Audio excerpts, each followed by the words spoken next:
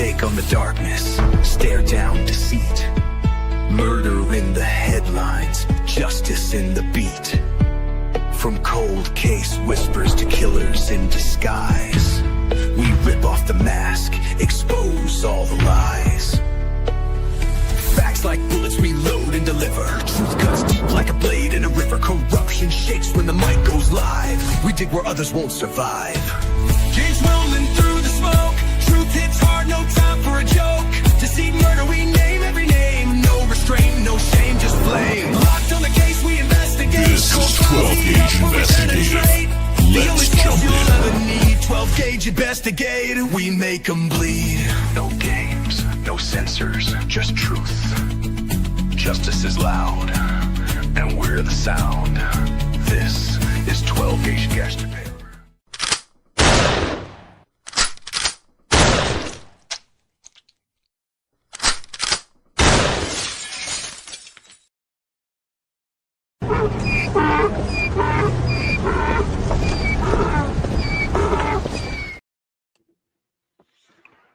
All right. How's everybody doing today on this happy Halloween Friday?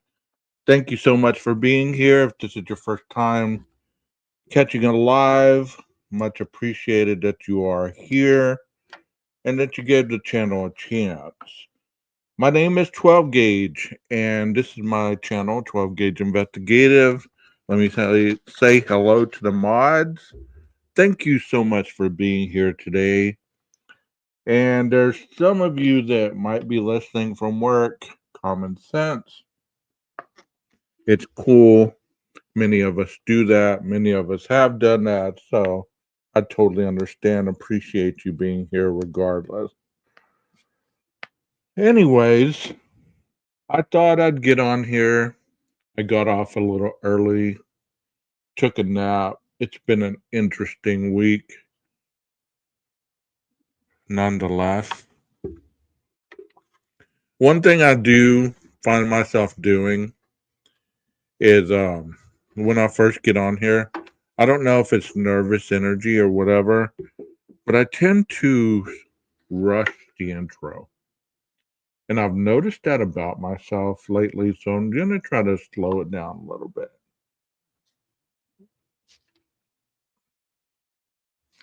Not too slow. Because you know what? I slow it down too slow, people are going to fall asleep. You know? Well, this week, as you know, has been Halloween week.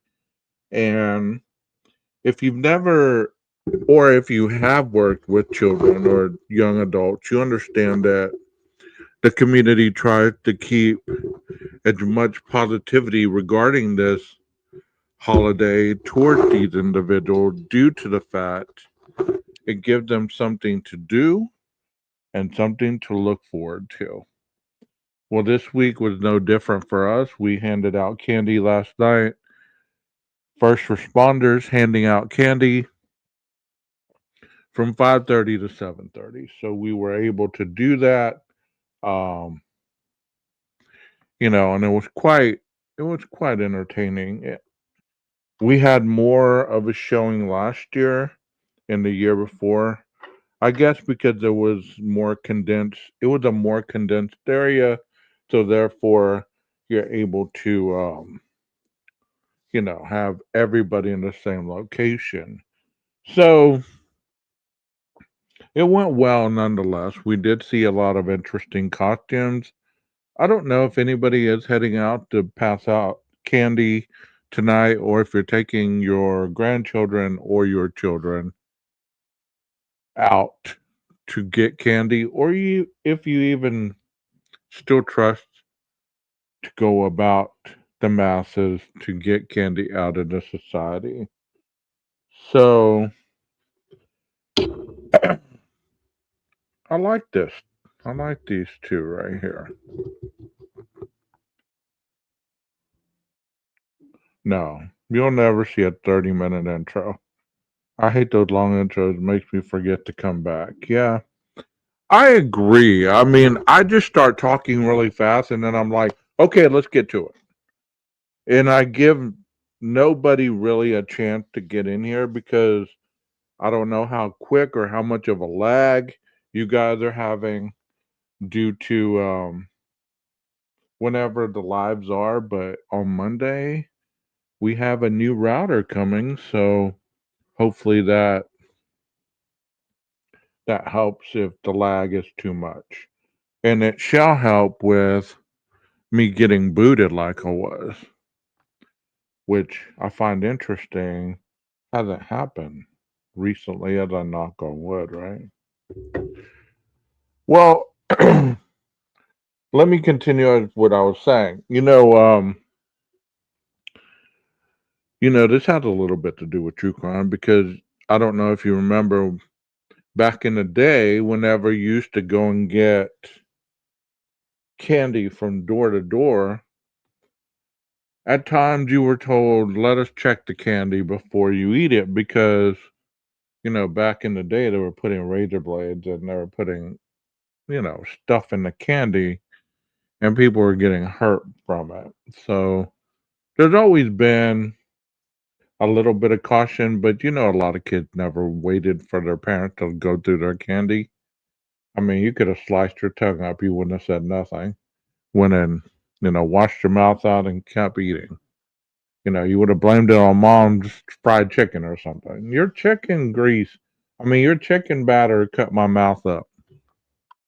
Could have been in anything and everything. But anyways, what is a Kohberger? That is the title that I have up there. And I put that up there because I wanted to give you a little bit about BK. Wanted to give you a little bit about BK. Not that we already don't know about BK, but I wanted to give you um a little bit about what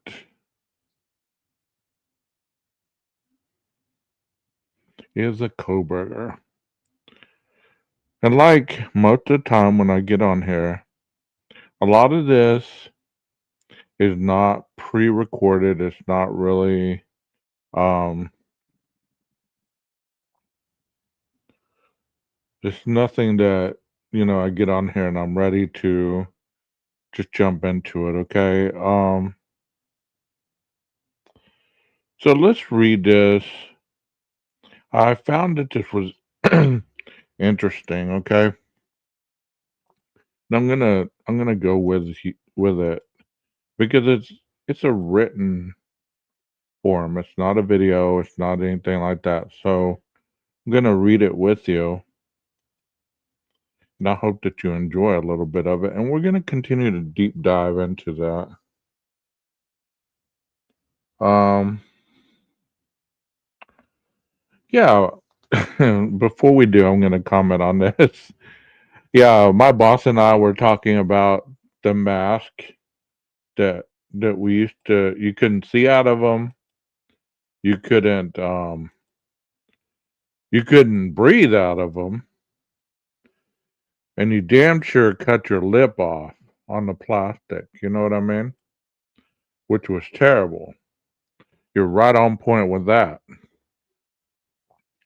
So let's go on with what this says. The Office of the Attorney General, State of Idaho, Raul R. Labrador, says Attorney General Labrador commends life sentences for Brian Kohberger.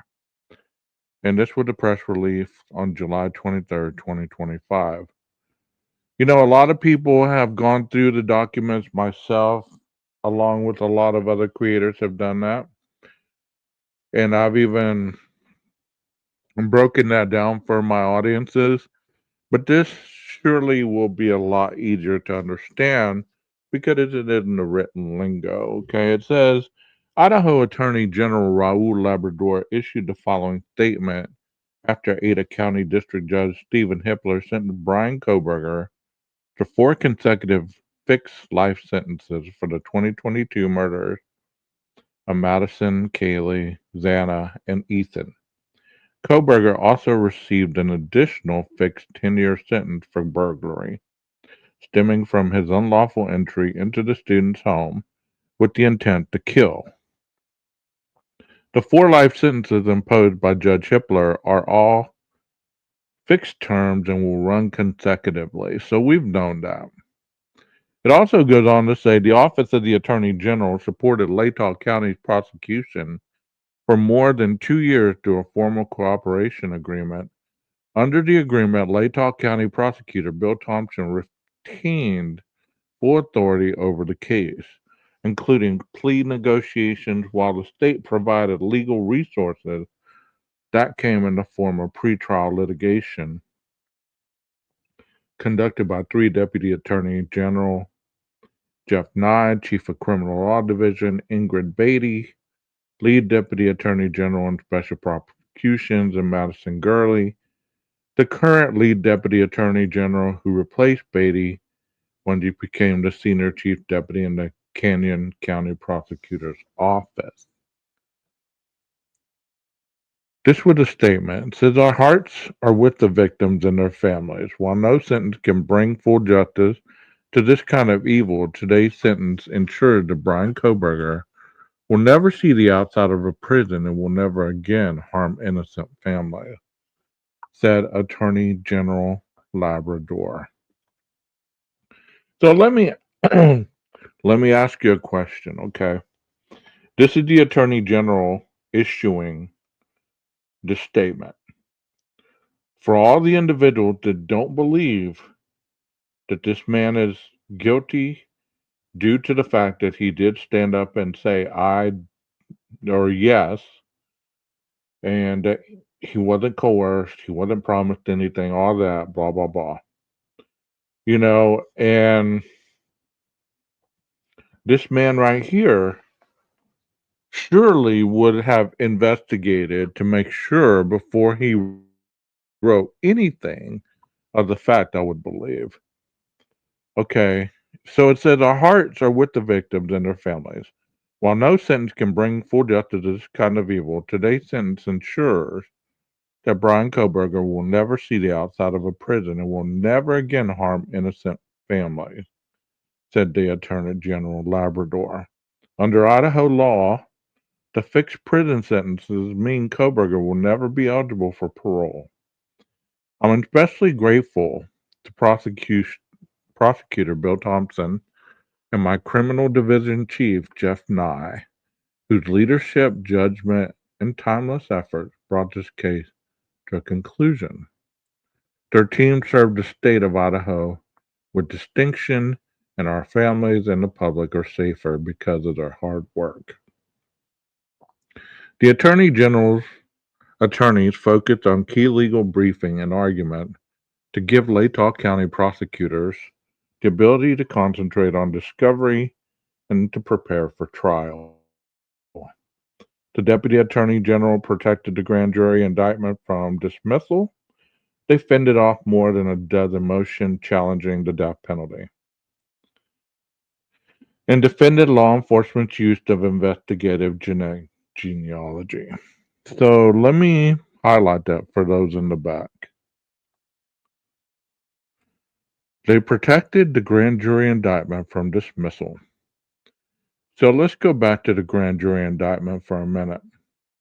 If you don't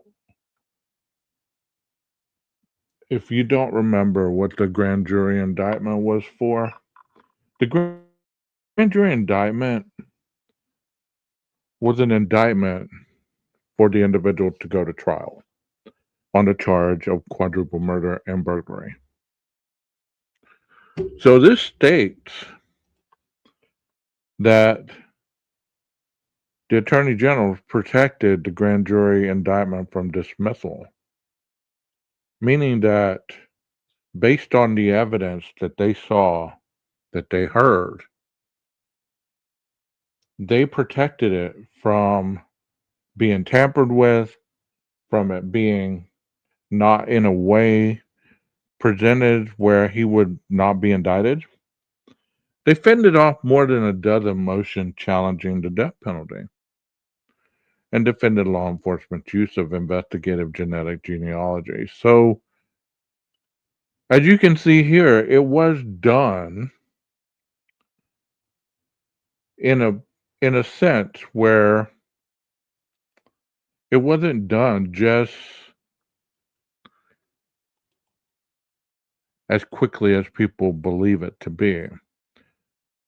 And here's another point. It says the investigative genetic genealogy helped first identify Kohberger as a suspect was then an issue of first impression in Idaho.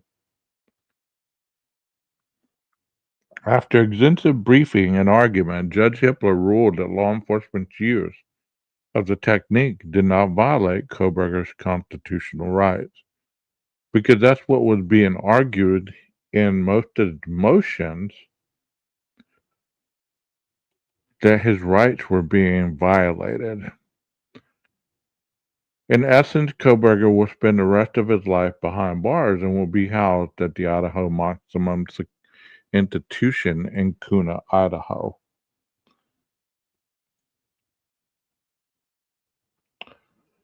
So, Jeff H., I sent you a text. I don't know if you responded, but I'm gonna post the link if you want to come up here and talk with me.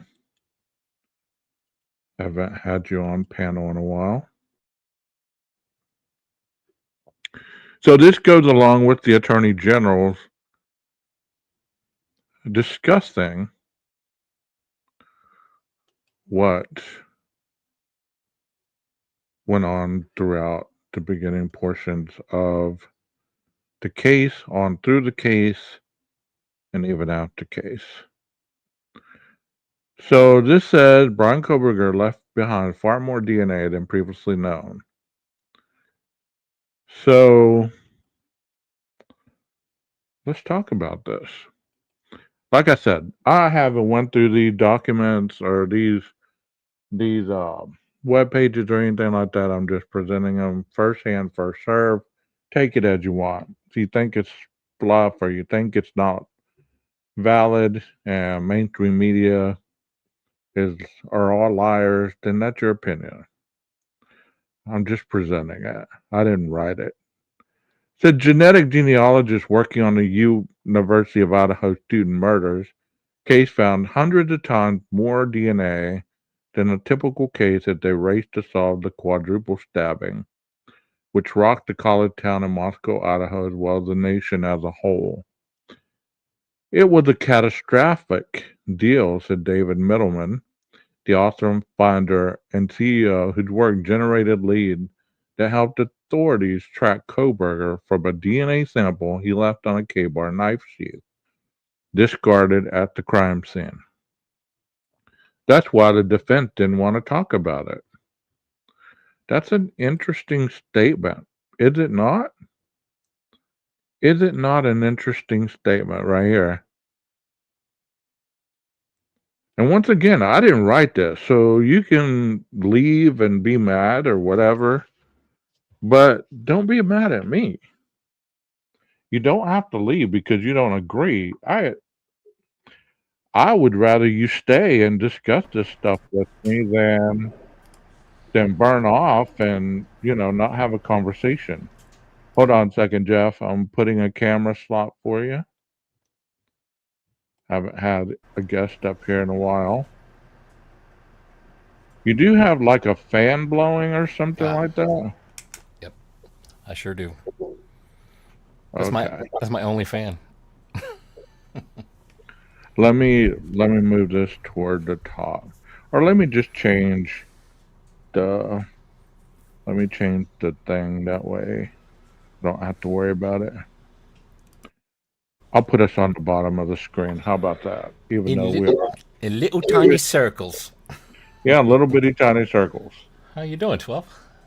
Hey, how's it going, man? Good. I was just doing some a little photography, and I thought I'd see who's alive and not alive, who's live. Yeah. And there you are. Hey, AR, how's it going, buddy? Good to see you. So, How you doing, AR? I just read that. the title says, "What is a Kohberger?" And I'm basically kind of not really focusing on one particular portion of everything that runs through Kohberger land. Just kind of deep, going around whatever I can find. You know what I mean? Kind of like this right here. It says it was a catastrophic deal, said David Middleman, the Ostrom founder and CEO, whose work generated lead that helped authorities track Kohberger from a DNA sample he left on a K-bar knife she discarded at the crime scene. That's why the defense didn't want to talk about it. What's your take on that, Jeff? Hmm. Um, I was in thought about something as you were reading that. But there's sorry about that. It's What am okay. I? What am I? ADD or something? Yeah, a little So the bit. defense didn't want to talk about the knife sheath because the Othram founder said it was a catastrophic deal. I mean, it seems pretty huge to me. I mean, Yeah, somebody that is supposed to have nothing to do with the victims, nothing to do with the house, just a complete coincidence that a white Elantra is seen driving by that house 5 times and speeding away very rapidly. I mean, it's the car and the knife sheath are the huge items, I think, as well as the maybe Dylan's description of the eyebrows that are. right. And this next portion said not only did police recover plenty of DNA to work with, it allowed Ostram's investigators to hone in on Kohberger's family tree almost immediately. And based on the language that, we understand that these web pages, they need to use, adjectives to kind of like YouTube, kind of like my title. What is a Kohberger? Anybody that sees that's going to be like, what's he talking about? It might even jump in. You know what I'm saying? Oh, am I echoing a little bit? Somebody said, check, check, check, check, check. Huh. How Should about now? Is should be there coming still an echo? should be I coming can through my just hear the headphones. fan. I can just hear the fan. I don't. Oh, I thought I turned that off. Oh, you know what? I might be getting some of the. Yeah, my daughter's doing laundry. I think that's what you might be hearing in the background. Oh, okay. It might be like, Luke, I am your father. My level's not. Actually, it is a little loud, isn't it? Am I a lot louder than 12? I don't want to be a lot louder than 12. No, Last you're live fine. stream I was on, I was pretty loud, and I kind of regretted not checking my volume. You're fine. You're fine. Luke, I am your But father. yeah, anybody takes the time to write something like this, obviously wants somebody to read it. So you're going to use some words you know, that are appealing, catch attention. Right. Sure. It said, speaking with Fox News Digital at CrimeCon 2025 conference in Denver, Middleman said that while their early lead didn't include his identity, the DNA showed that sample came from a multi-generational American family mixed with Italian ancestry. That explains it. Our fellow meatball claimed the same thing. Is he related to Kohberger? I'm going to start a rumor. Dago is related to Brian Kohberger based on this little part right here. American family mixed with Italian ancestry. There's your shout out, Dago. The genetic genealogy pointed to a multi generational Pennsylvania family that intersected with Italian. Almost said that. Almost said sausage. Italian heritage only twice. It was more than trace DNA too. Uh-oh. Are we going to get to the good stuff here, Jeff? There's more than trace.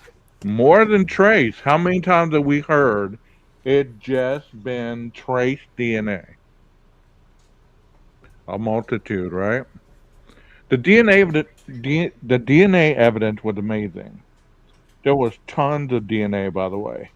I don't know why it's been reported it was trace DNA. It was not, and it was tons of DNA. You know, Jeff, if you want to clip this and make a short out of it, you're more than welcome. Didn't I take an I did a little short clip from what was it? What was the last documentary they just did where they had Middleman on? Remember, he said he gave her like a percentage of how much more DNA there was than previous, than other cases, and then it was I can't remember what it was. I could look back on it. That was on the last Idaho kind of docu series. Wasn't he on that one where he was talking about the Othram thing? Or they did something with the Chapin family where Yeah, he they said there's 500 times more DNA than we generally see in our low quantity unit cases. right. So if there was tons of DNA, there's no way I am never gonna call it trace Yeah, DNA again. Kel remembers. Yeah. Yeah, there was tons of DNA. It was not trace DNA. It was tons of DNA. So what did that say to you, Jeff? If you hear this person who founded or works for Othram tell you, "Hey, there was tons of DNA. There, it wasn't trace."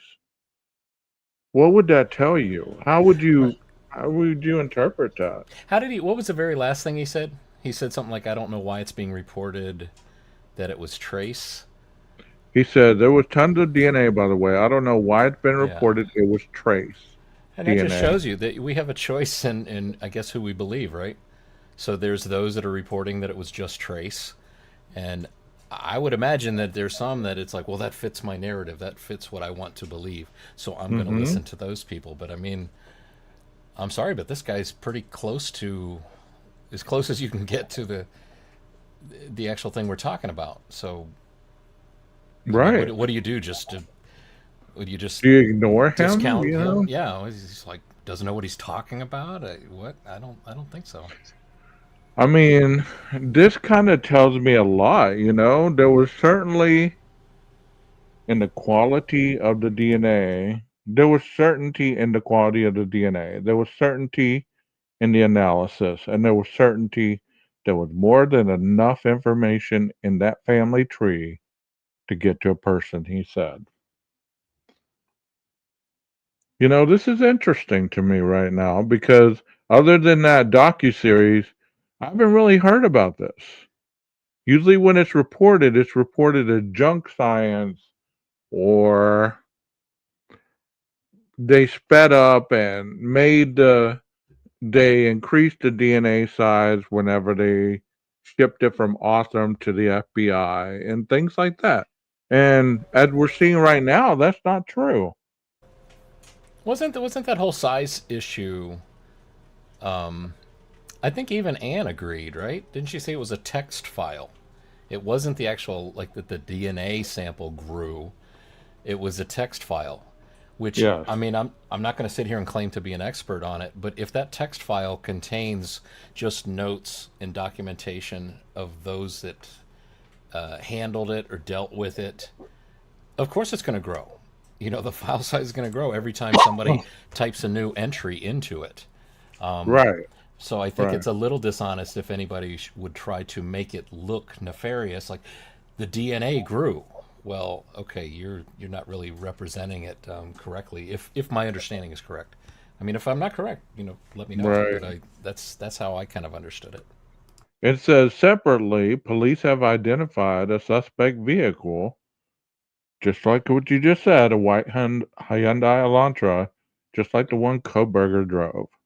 He was from Pennsylvania, but was attending Washington State University in Pullman, Washington at the time of the murders. That's just 10 miles from the crime scene. You know what? This clickbait right here, I have to click it, Jeff. Okay, It says read Brian Kohberger signed killer confession. See how this works? they're gonna send you a credit card in the mail. He's like, "Damn, why'd I click on that?" There you go. There you go. Okay, let's see. One-page document published. Oh, it must have opened it in a window we can't see. Hold on a second. I just want to see if it's really. Oh, there is a. Uh-oh. Oh, you know what it is? It is the outline of the murder. Where they listed all the four names, and he signed at the bottom that he agreed that he did kill those people. Uh, So um that's what they chose to be at the killer confession. It says while police did not find a murder weapon, they did find a K-bar knife sheath near Madison Mogan. After they identified Kohberger as a suspect, they got several search warrants for his Amazon activity and discovered that he purchased a K-bar knife with sheath and sharpener on the shopping app. Okay. it's a tongue twister, sheath and sharpener on the shopping app. Right. Detectives on the case told reporters after Kohberger's guilty plea. Uh-oh. Whose guilty plea? Kohberger's. Without the DNA evidence, they believe they would have eventually found him by examining thousands of leads regarding Hyundai Elantras. Let's talk about that for a second, Jeff, because Because we've you and never I. talked about the Elantra ever. Oh, we never talk Never. about the freaking Elantra. That's like our thing, right? Right. Jeff and 12, we talk about the Elantra all the time. We have deep dove into that Elantra so many times, right? Most definitely. The police stated just there that they believe they would have found him even without the DNA. What's your thoughts on that? I mean, I've said for a long time that I think the officer that pulled him over for the crosswalk, the red light violation, he was pulled into the crosswalk. They don't have crosswalks in Pennsylvania. That traffic stop. I mean, that traffic stop happened almost exactly 30 days before the murders. It wouldn't surprise me at all if that officer didn't remember that encounter. And she's obviously she's going to hear about this murder. Obviously she's going to hear about the Elantra. Obviously she would search her memory. Did I ever pull over an Elantra? It was less than a month ago, or just about a month ago I did. That guy also had bushy eyebrows. She probably would remember that he kind of asked a bunch of questions, and she actually would probably recall going to the, all those, she was looking for the law regarding crosswalks, looked that case or the code up for him, gave that to him. That would probably be something she might remember, because I don't know that that's something you do for every person that you pull over, right? So just that fact alone would make it memorable. What was the other thing regarding that traffic stop that was interesting? I don't know if she would have remembered that he made a comment about, they don't really have crosswalks in Pennsylvania. I think that's memorable to us because we've heard that clip. Well, that is memorable.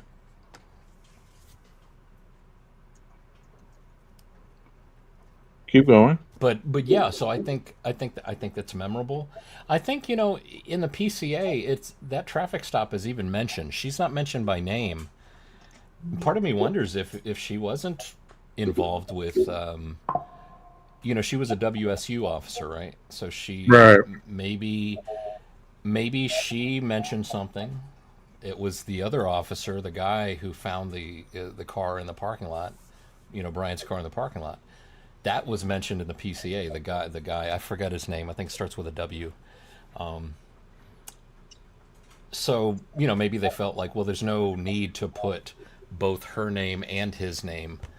But I would be very interested to know if she remembered the encounter, remembered the white Elantra, and so yeah. But the question is, if they didn't have the knife sheath, would the car, be enough?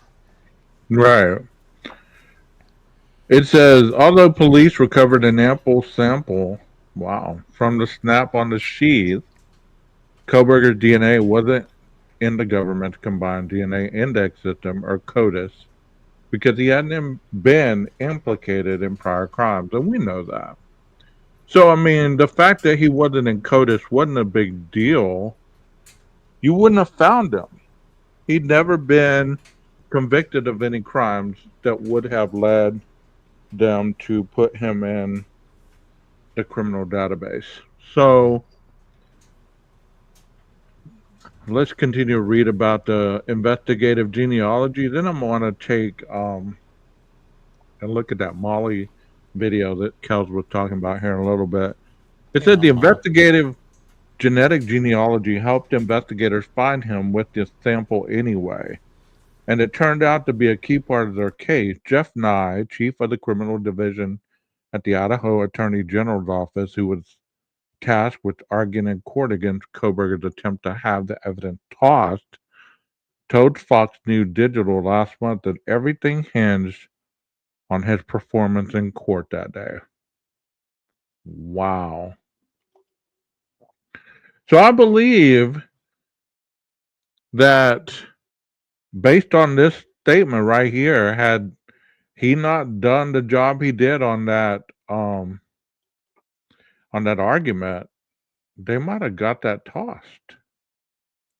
He said everything hinged on it. So this was on the knife sheath, the IgG. Yeah, I mean, it's pretty huge. I mean, it's. I mean, I think I've said in the past, like if they'd found DNA on a coffee cup in the kitchen, they could prove that somebody'd been over there for coffee, right? But that's Right. about it. So someone's DNA on a knife sheath under a stab victim. What does that say? It can only say one thing. Well, it can say two things if you're on the other side. You know, Maddie likes to sleep If you're a two with a knife handed sheath. You know, if you're a two-handed coffee cup drinker, right? yeah. Thank you, PKC. I'll go look at that here in a minute. It says he won after Kohberger's defense failed to have the DNA evidence tossed. He entered a surprise guilty plea in early July in order to avoid the potential death penalty. It is my understanding, and I know you have thoughts on this as well, Jeff, that Ann Taylor was throwing everything, including the kitchen sink, at the judge, getting to try to get the stuff Hmm. tossed out, right? Yeah. So, is there any thoughts? I know I've yet to hear your thoughts on her job. Did she do a good job, or in your opinion, or do you feel that she misrepresented him a little bit? Did she not go above and beyond, in your opinion? No, I think she did a great job. I mean, I think the number and amount of pro burgers that we still see today, I think, can be attributed to the job that she did. Um, you know, of course, as a defense attorney, the pictures she's going to paint are obviously different than the picture that the prosecution is painting on, you know, with this case. And no, I think she did a great job. But I think she had to do a great job, and wouldn't have hoped for any less.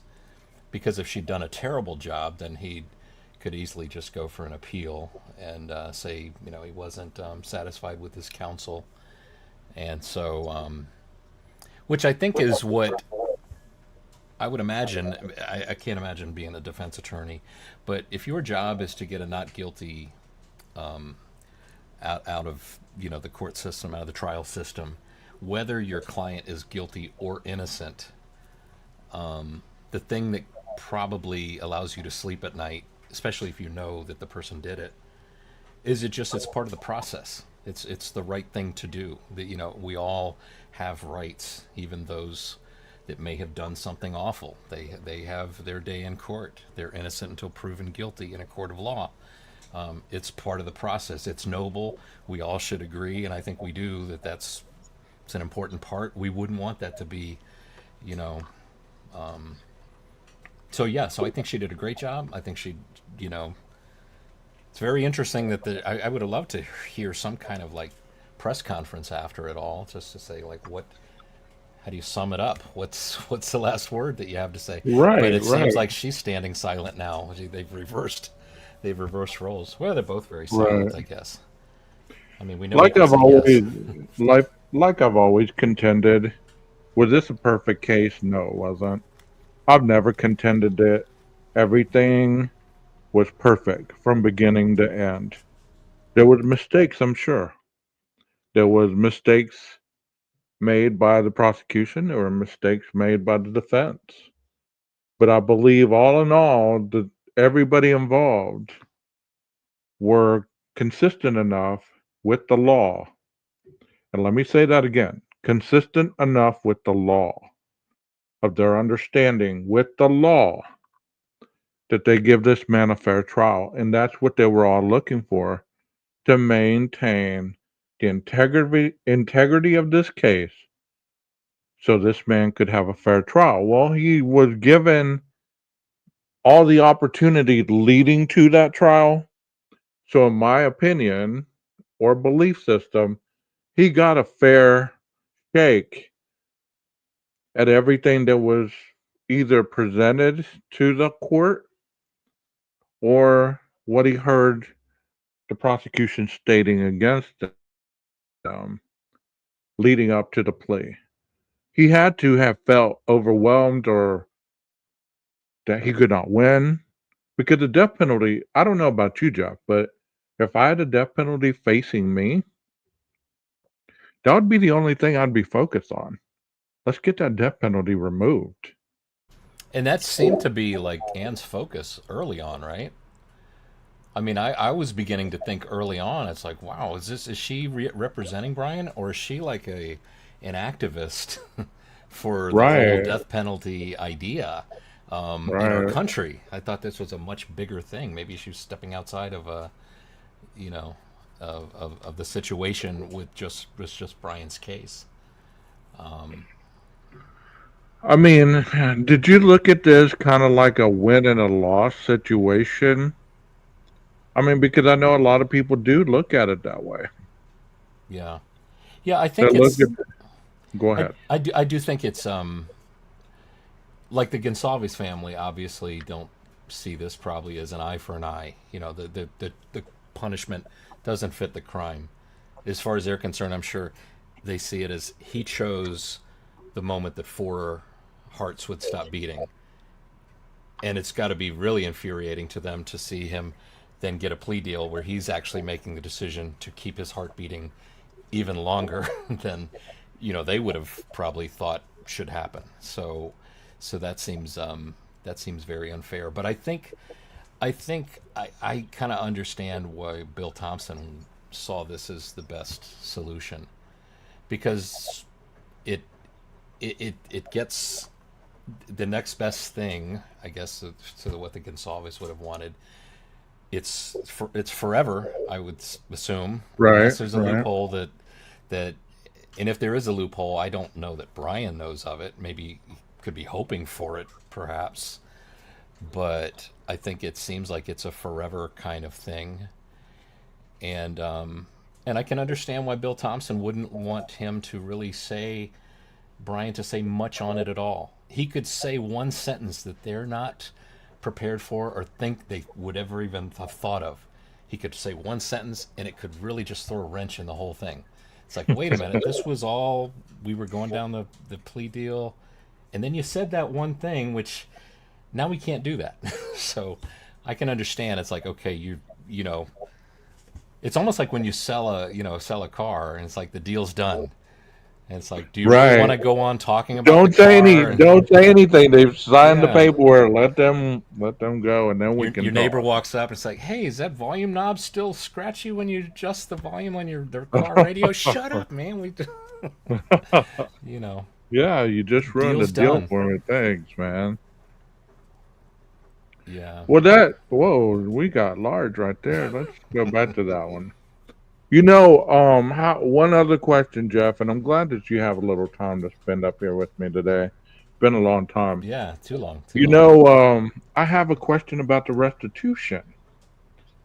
I don't know if you heard my thoughts on it the other day, but I believe that if he eventually starts getting monetary value either on his books or whatever, it's going to get flagged. So he's either going to have to pay a portion of the money that's coming in, or if he starts getting a little bitty job in there where, they're paying him 10 cents an hour, 30 cents an hour, whatever it is, they're going to take 5 cents an hour off of it. You know what I mean?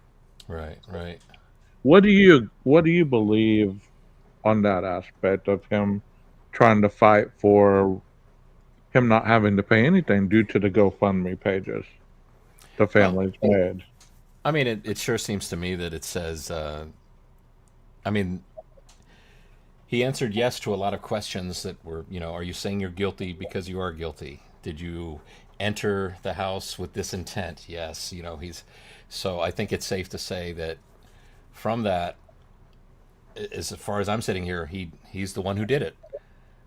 To be talking about this kind of stuff, all it says to me is that there's no remorse.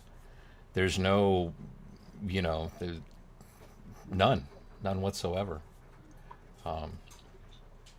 So Here's a comment for you, Joe. you can tell I'm not from Texas. It's a lovely state, I wish I but could lift my foot up and show that I was wearing boots, but I don't even wear boots. yeehaw! There you I'm go. You there? definitely not from Texas. Well, when not everybody wears boots that's from Texas. That's a I big can play a little bit of stereotype. ZZ Top though. So that's kind of Uh-oh. Texas. Can you play Tush? That's one of my favorite songs from ZZ. Yeah, definitely. Dun, dun, dun, dun, dun. Wait, how does that Sharp Dressed Man start out? Something like that. Yeah, that's a good one too. Yeah, that was a Yeah. cool band because they were able to, you know, do 70s rock, be big and popular, and then still stay alive in the 80s. Yeah. Yeah. With the music they were putting out. Well, let's watch this a little bit and discuss it like we always do. I haven't seen this. First of all, I want to give Plunder the credit for uploading this video and letting us borrow the body cam footage. Thank you so much, Plunder. That is Plunder True Crime. If you haven't checked out our page, you might go over there and give her a like if you enjoy the content. Subscribe even more if it's a channel that you might enjoy. Thank you so much, and let's get on. Firefly was said she can't. She's wondering where I'm from because she can't hear any accent.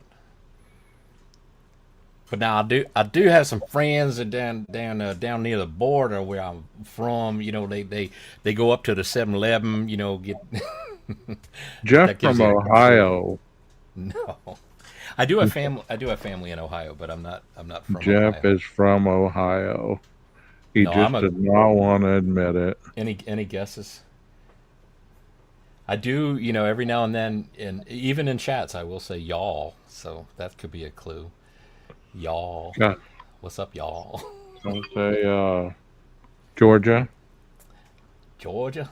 But actually, no. I'm kind of. Well, I used to be right across the river from DC. You know, I could ride my bike into DC from Virginia, but still from Virginia. Just now we're further in. Takes a little longer to get to DC now.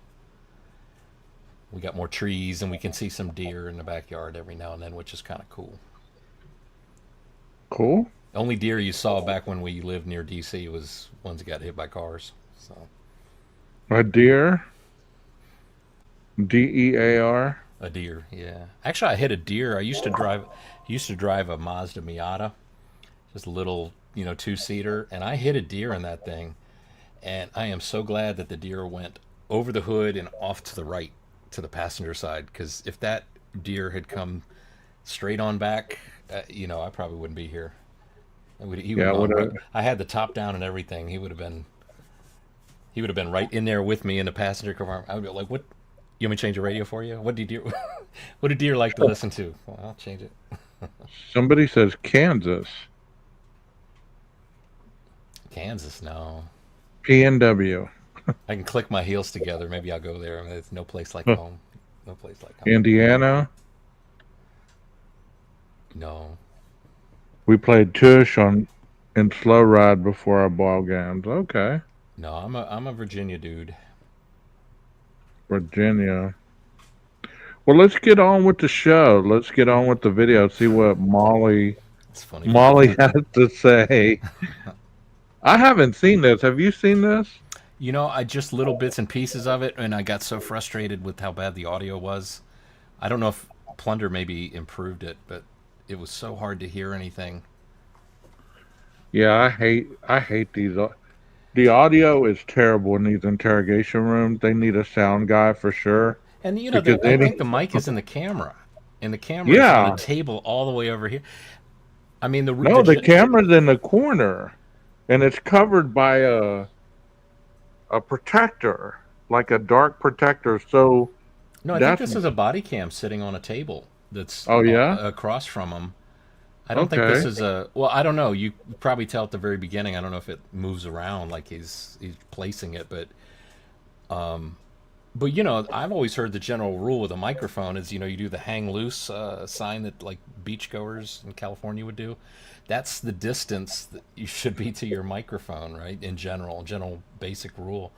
How many how many hang looses is that? It's like about you know 20 all the way over to them. Of course, He the might audio as is going well to been sound in the terrible. parking lot interviewing her, man. Like for real. Yeah. Let me take this down. It's like almost blocking me. Okay, that's better. All right, let's get on with the video. And they always have fans or something blowing in these damn rooms. Court, I'm going to it mute my just mic just in case it's my washing machine. court is just as bad, Jeff. There's always background noise. Here we go. My flashlights. I'm on my phone trying to figure out where it was. I remember when I pulled up, I saw the girl in the window that he told you about. Up at that top window on the left. I would swear that she was swinging on a hammock or something, but she could have just been on the top of a bed or something. It seemed odd. It's just the only reason, like I said, I remembered it was because it was odd that he didn't look at me or wonder what the heck I was doing. Yeah. And he was very just, looking straight ahead. Yeah, and there was nothing. And so that seemed odd to me. Okay. Especially to be a girl. The girl was swinging on a hammock, Jeff. What's your take on that right off the bat? Is that what she said? This girl was Yeah, swinging on a hammock?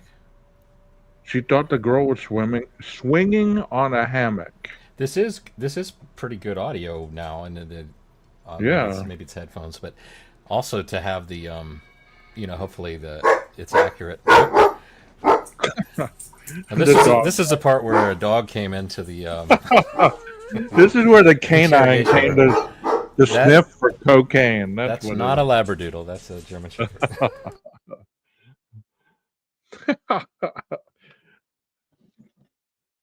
Okay, here we go. Here we go, guys. Girl. I've been trying to rack my brain too about the name that was on the order, and I can't remember the name. Okay. And I remember seeing, it's an odd thing, but like underwear and stuff in the street, and I was like, what the heck, this is so weird. Yeah. And I'm getting really nervous because it's dark and it's quiet. And my map is just still telling me to keep walking up there, and I see that there's a road, but I'm not sure if it's the parking lot or there's an actual road that goes up and around. And so I turn around and I start walking back down to my car. Because I'm going to get in my car and drive up it. Because I don't want to end up walking blocks and blocks away from my car again in the dark. Okay, did it seem like there were any tints in the windows? No, Or just clear? I could see right through. Okay. I could see him so well. Okay. That's why it's been just bugging me, because I could see him so well. Okay. Another vehicle. At any point, even if it's, way out on the street, do you ever remember encountering another car in front of you, behind you, passing, Not that I remember. You said you remember that the car was tan? Yes, If I remember. in a sedan. Okay, in a sedan. Okay, we're about to watch the interview of the DoorDash driver, the pivotal one who dropped off that food for Xana on the morning, November 13th, 2022, when Brian Kohberger was there. The odd Okay, she says that she noticed that there wasn't a tent, that the windows were clear. We know that, right, Jeff? Wait, ask that question one more time. The windows were not tinted; they were clear. She said you could see the person clearly in the window. Hmm. She said they were not tinted. She's talking about the One house thing, window or the car window? She's talking no, about the car window. car When window. Yeah. she saw Brian supposedly drive by her, she said the windows were not tinted. She could see clearly inside.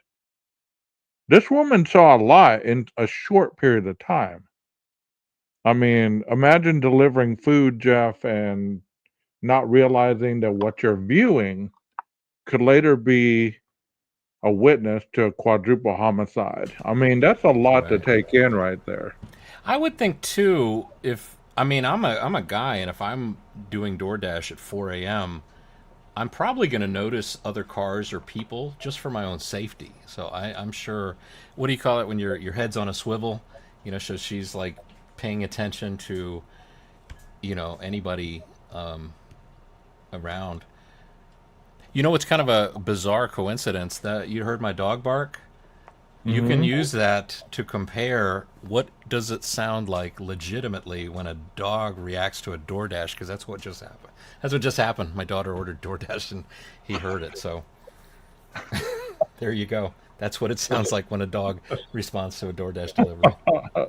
That's not Murphy. Not Okay. not Murphy, but a German Shepherd. PKC said she was talking about this other guy, spiky redheaded guy. Okay, so these are clips leading into the interview. Okay, my bad. My bad. But she was talking about the car with no tinted windows. I did get that aspect. Right. And she said Oh, so tan car, and it sounds like with a redheaded guy. So you know, the thing is like okay, if she didn't see Brian, if she saw somebody else, then do we see this car? Do we know what time it is? Do we see it on the video? It seems like. And does she say that is the car in motion, or did she just see somebody in the car? Because very maybe it good never point. left. Maybe they just came out of their apartment, went into the Because car, went back because home. look, in front of 1112, there's all those vehicles right there that you could visibly see her walking around with her phone light on. Was she talking about walking past one of those cars and seeing someone in the vehicle? And then she saw Brian later on? Or, I mean, and wouldn't that be something if red haired, spiky haired guys saw Brian and witnessed everything? Hmm. Yeah, I'm sure they Oh, would. If they if they if they're convinced she's not talking about Brian but somebody else, I'm sure they're looking for that guy too to say, "Hey, what did you see?" right. What did you hear? She will get to it and she clarifies he had his dome light on. Okay, thank y'all. We're ruining the show for everybody. Well, Let's and move on with that's a good point though. it. The dome light. I was unaware of that. I mean, I'm always thinking about the color temperature of lights. The street light versus daylight versus a dome light. So it's very possible if your eyes are adjusted to the color of the street light, and then you see somebody with a dome light on, and that dome light is more reddish than anything else. Doesn't matter what color hair he has; it's gonna appear reddish. But didn't his hair appear reddish in the up picture? Remember, people were talking about it looked like he had tried to wash out blood, or he had to colored his hair or whatever. Right, right. I heard Yeah. very early on he has a fascination with blood.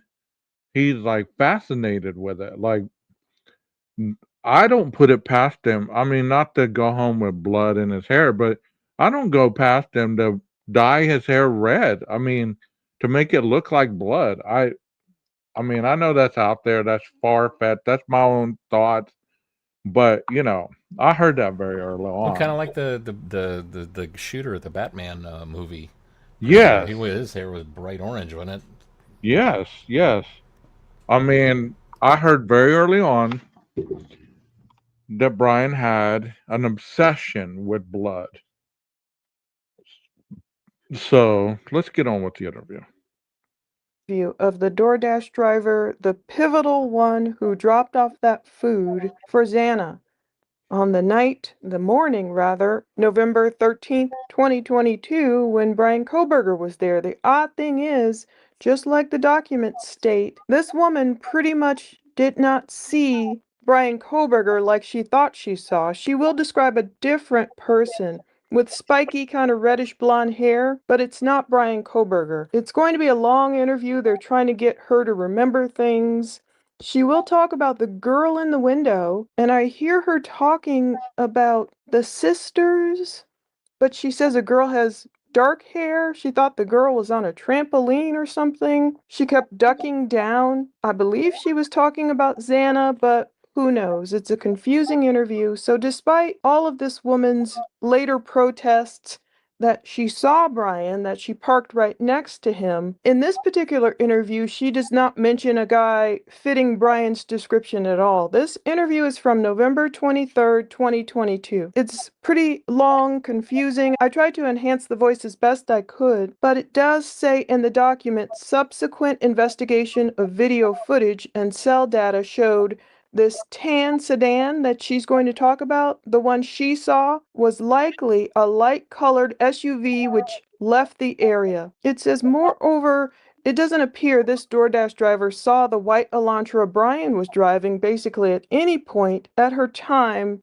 near the residence, even though at one point the documents do say the white Elantra pulled in behind her. The documents exactly say at the point Molly pulled into the front parking lot before she dropped the order off, the white Elantra pulled in behind Molly's vehicle, a gray Subaru Forester, and then exited King Road at approximately 3:58 a.m. Molly did not mention seeing the white Elantra behind her at any time. Indeed, Molly does not mention this. I'll let you watch it all. Additionally, Okay, this really blows my mind. I wish you had a sound effect for that. Okay, she didn't mention at any time seeing the white Elantra. Did that negate the fact that there wasn't a white Elantra going around Linda Lane 5 times? Just because she didn't see it? Right, just like we were talking about earlier about her head being on a swivel, that she's noticing things. There's things that she's, of course, not going to notice as well. I haven't looked at, ever since I got my copy of the light bulb footage, not like from the source. I wish I had. I'd much rather have the actually original. But just looking at it, I haven't really combed through it to see. Wasn't there moments where you can see a car going up Walenta Hill kind of slow?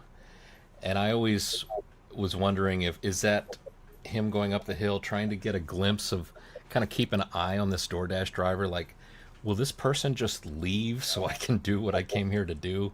The slowness going up the hill just would make sense to me, that he's going up the hill, but he's looking to his left as he's going up the hill to see where their DoorDash driver, is. Well, I know you have almost the time memorized, and I know you have a real life and a YouTube life, but recall my memory or chat if I'm wrong on this time. The last time the car made a loop around the Queen Road Apartments was 4:07:21, I believe. So the DoorDash was delivered at 3:59, 58-ish. So if she delivered it at that time, it would make sense she wouldn't have seen anything unless she was leaving as he was coming and she went a different way. And she may have seen some light, but she didn't see the Elantra. You get what I'm saying? Like 4:01 was one of those times, right? Wasn't 4:01 one of those times? I'm actually looking it up. I know 356 was one of the times on Linda Lane. Come on, how come I can't see this? See, Oh, I argued in one video that the 356 would have shown that she would have seen him at 3:58 if she dropped off the DoorDash at 3:58. Because that's only 2 minutes. It doesn't take, I mean, it could have took a while because he wasn't driving fast at that point around Queen Road. There you go. I just put the times in the Okay. I've got them in a document now. There've been so many times where I typed that out looking at the video I did. It's like I should just Okay. have them where I can copy and paste them now. So talk to me, Jeff. At 3:56:56, he's coming up Linda Lane, right? So that means that he would have been there before the DoorDash driver arrived with the food, supposedly, unless we know exactly what time she drove up into the residence driveway, dropped off the food at 3:58, 3:59, and then probably drove off. Was there like a very quick time difference there? Yeah, I should know. I should know the answers to these questions. I mean, I had started putting a video together where all the cameras are synchronized, so you can see what's happening on each camera at the same time. But I mean, these times that I just listed here, those are the times. That's the moment where the headlight has just come around the building and the car is seen on Linda Lane, on 1330 Linda Lane. It's just coming into view, and that's consistent with each of those times. So yeah, if she's delivering the, I mean, what time did she actually pull up? Well, PKC said she would have been there at that time since she was looking for 15 minutes.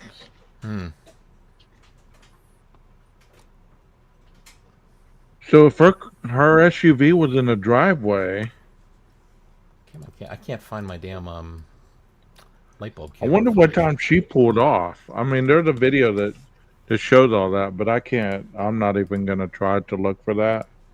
But did she drive off right before he made the final pass? That would have explained that she didn't see his vehicle. But let's watch a little more of this vehicle while you're looking, okay? All right. PKC, she says she probably got there around 3:45. Please go to Gray Hughes Investigates. Give him a view and credit because he also sent me this crime scene sketch, and I will put it on my Patreon for those who want to download this actual PDF from the Idaho State Police. And it shows the different positionings, cars. It's just a sketch. It shows the first floor. It shows the baseline. It's just basically showing the house. So I know certain people like to view things like that. So now let's listen to all of Molly's interview. Towards the end, I'll cut in again because there will be a redacted portion. But don't worry, this entire portion of video I'm speaking over here that I've slowed down is redacted. There's no audio, so you're not missing anything.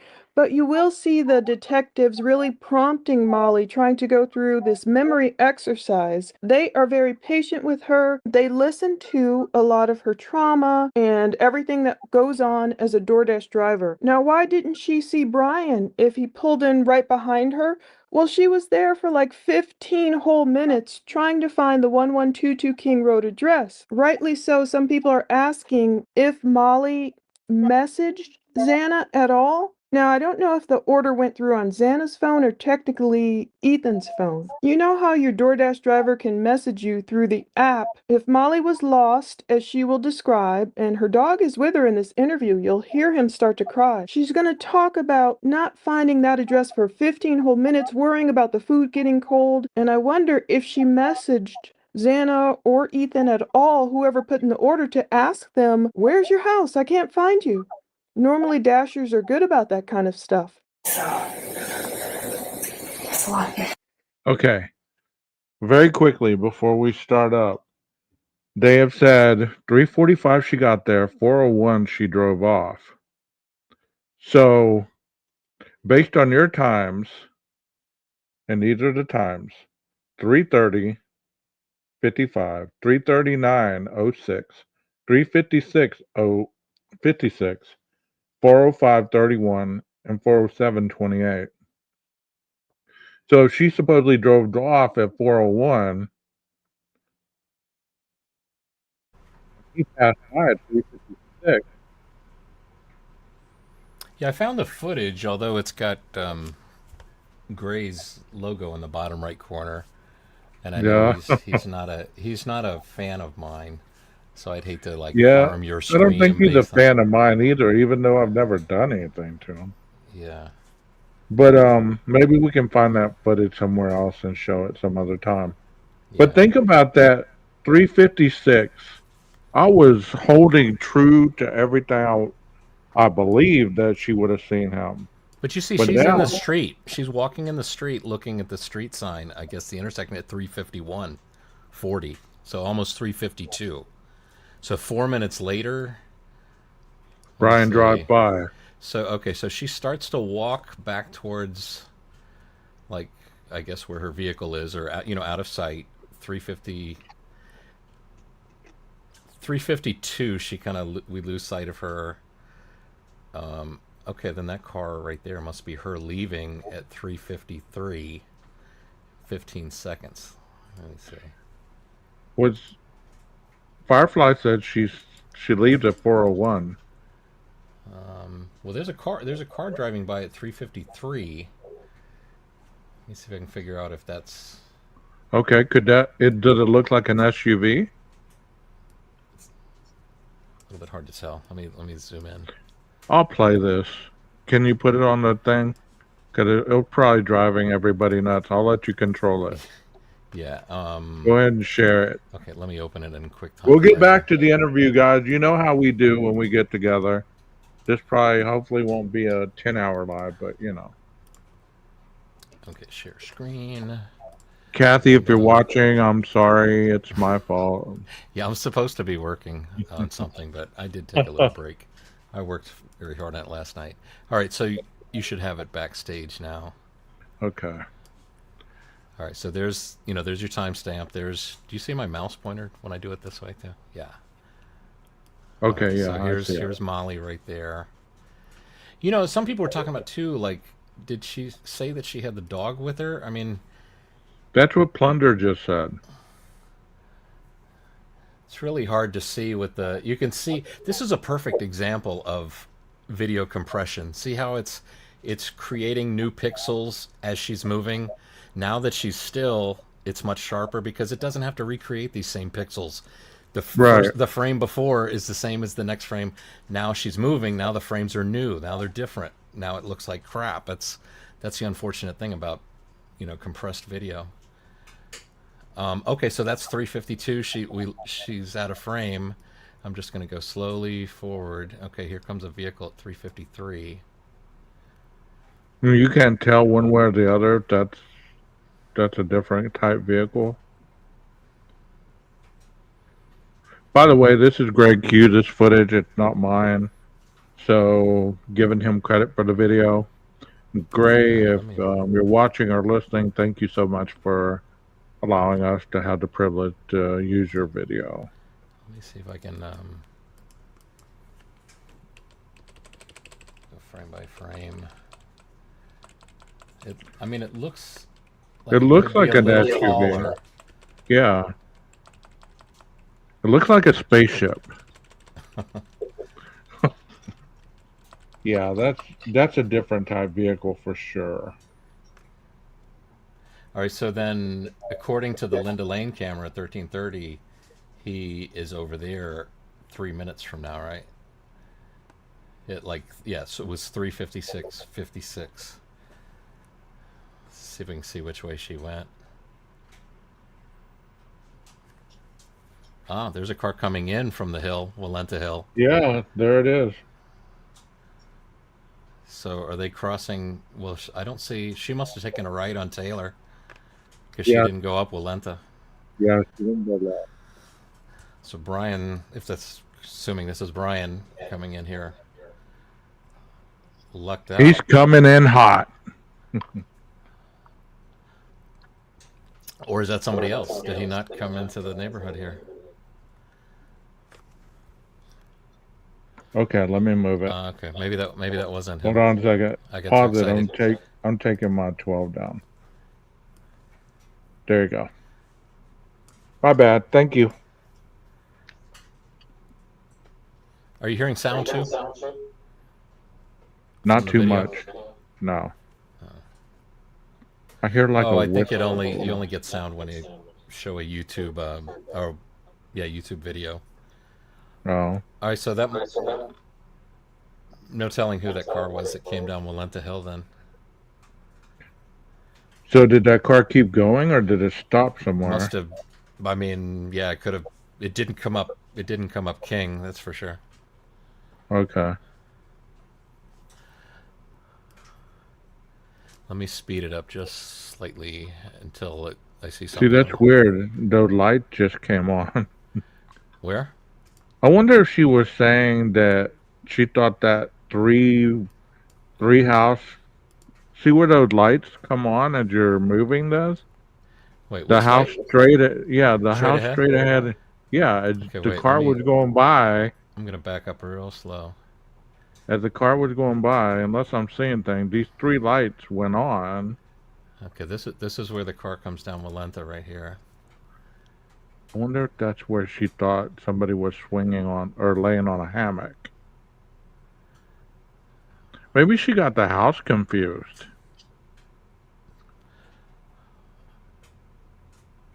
And it's hard to. I mean, it's hard to tell if that's. Are we looking at a light that's happening inside the house? Or are we looking at a light reflecting? Right, right. I was just thinking that Because I mean, myself. the angle is just right from the camera to the window to reflect what's coming down Queen, and we see that with cars that come down Queen. To the window, to the wall. All right, I'm gonna take it a little faster forward just to see where do we see. All right, here's All you 356. I'm female backing up. pro. So this must be the 356 pass that we see on Linda Lane coming up. Yes. But we didn't see her vehicle leave. Did you see her vehicle leave I'm yet? I'm pretty sure that was her vehicle leaving at At 3:53. 3:53? Well, I how the think. hell did Well, she drop no. off the DoorDash at 3:58? Well, maybe that was somebody else.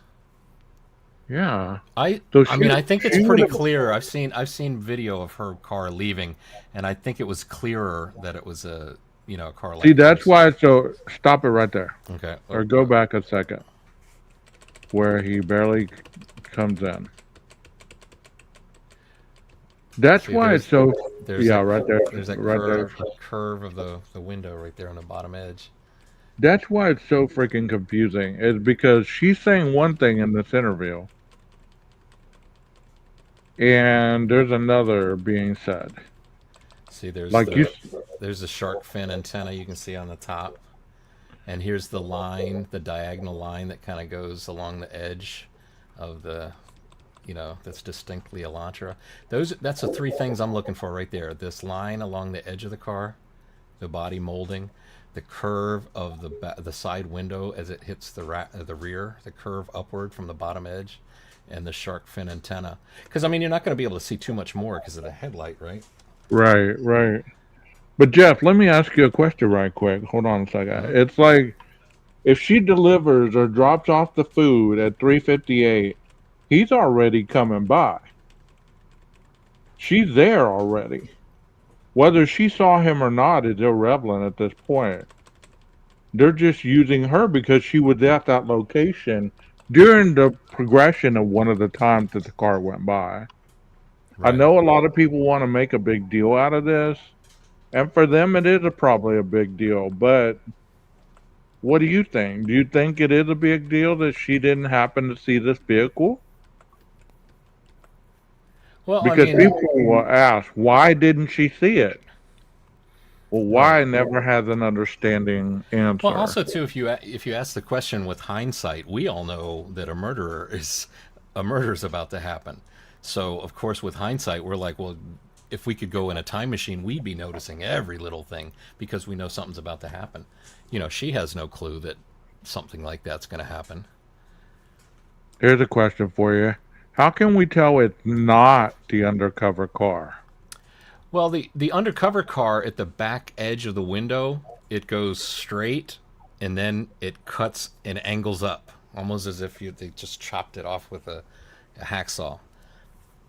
The Elantra's back window on the bottom edge is a very smooth upward curve. Look at Tesla's too. The common Tesla has that as well.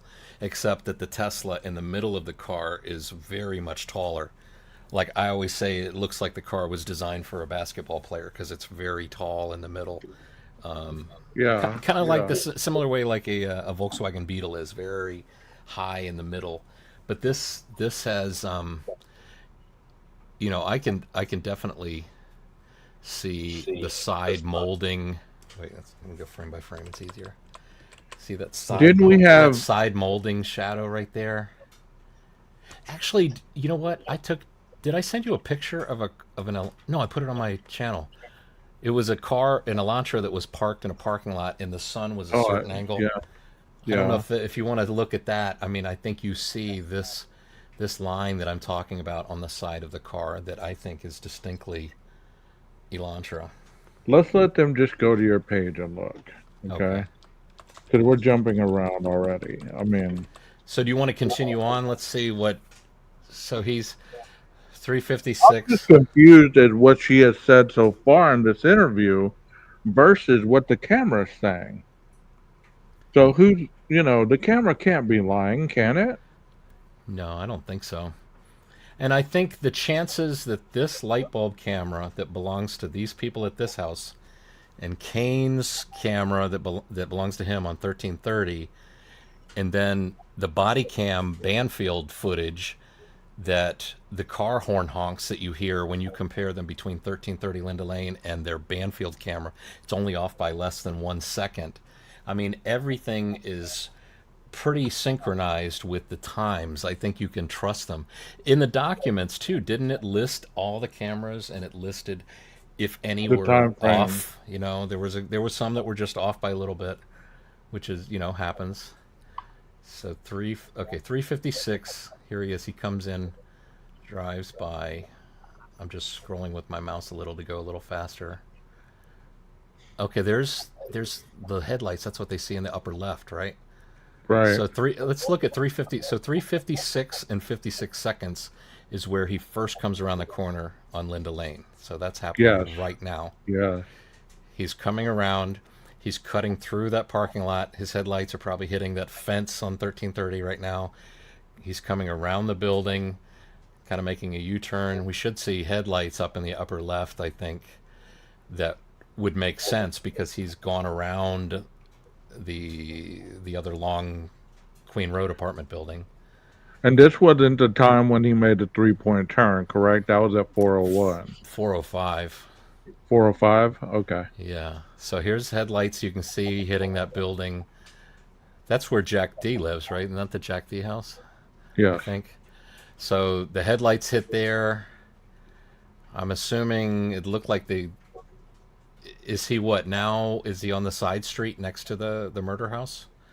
Maybe made that right turn, is just sitting there. Maybe this And is the now, and now maybe he's coming around. So technically, she's dropping off the food at this point. 3:58 in so many seconds. She had either dropped off the food or at the front door dropping off the yeah, food. she did drop it off at the front door, right? Do we know that for Yes, sure? I presumed. There was wait, let me back up just a little bit. There was a little bit more headlight action on that upper left.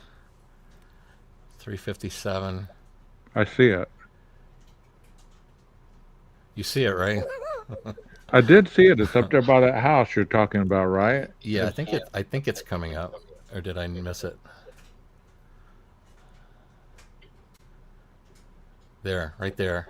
See it light the whole side of the wall, the house lights up. I think it's so I don't think No. that's like a light inside the house. That's a light hitting the house. Yeah, here comes the vehicle right here.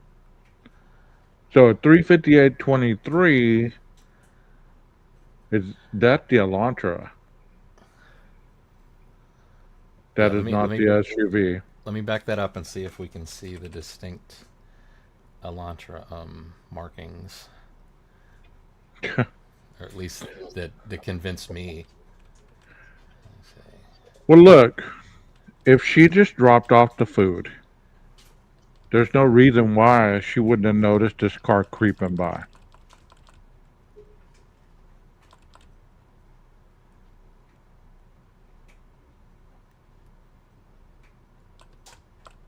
What do y'all think, chat? Do you think she saw him or don't?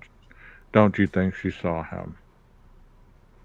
Do you think she saw him regardless of what that interview said so far? We're going to get back to it. We're just showing you Well, why our don't we? view of the evidence. You want to let this run, and then we'll see now how much longer Yeah, let's till do that. Molly leaves. Yeah, because supposedly she just dropped off the food. You saw how he was creeping. So Well, he's he not had to moving very see fast. some. No, he's not. And she said that a vehicle she saw was, I don't know. I don't want to put words in her mouth.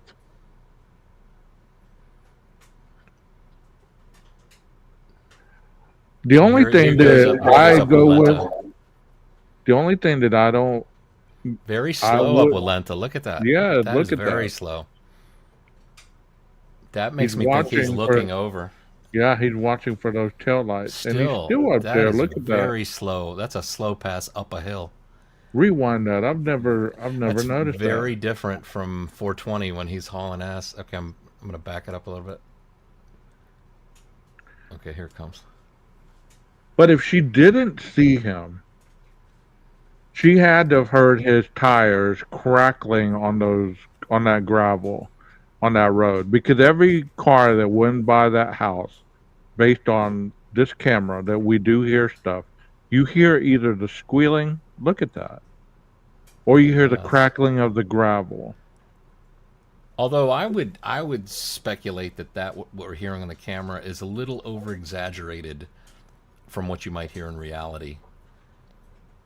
Because my understanding and what I've seen and heard is that the camera's got a microphone has an auto level, so when things are super quiet, it just cranks the volume up so you can hear, whether a cat meow, in the distance or something. A car goes by and it's going to automatically come back down. But you did hear the squealing of that vehicle going by. Remember that?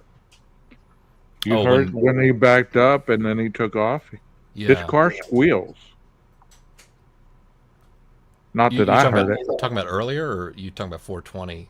In the Linda Lane videos, when you did those 5 passes, that video that you made with the 5 passes.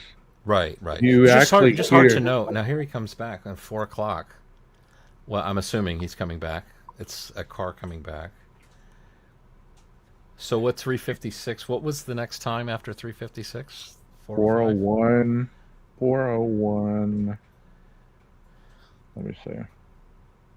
356. 405. 405 where he sits there for 10 seconds in front of the Linda Lane camera. Okay, now is this Molly leaving right now at 4:00? Okay, that's definitely a different vehicle. That's taller. Yeah, that's her. I'm gonna back it up. Okay. Come on back.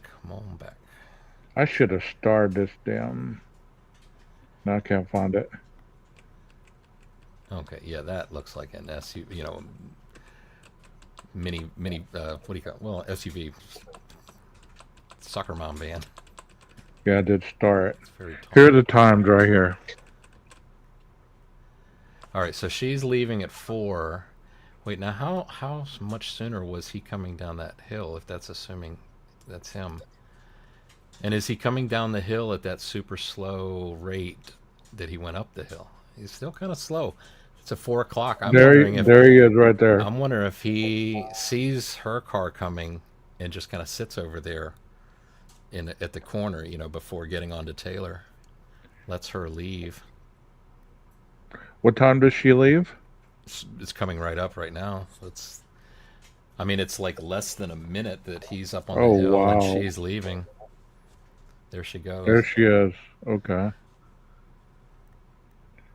So he's either stopped watching these lights up there on that hill, or he's creeping.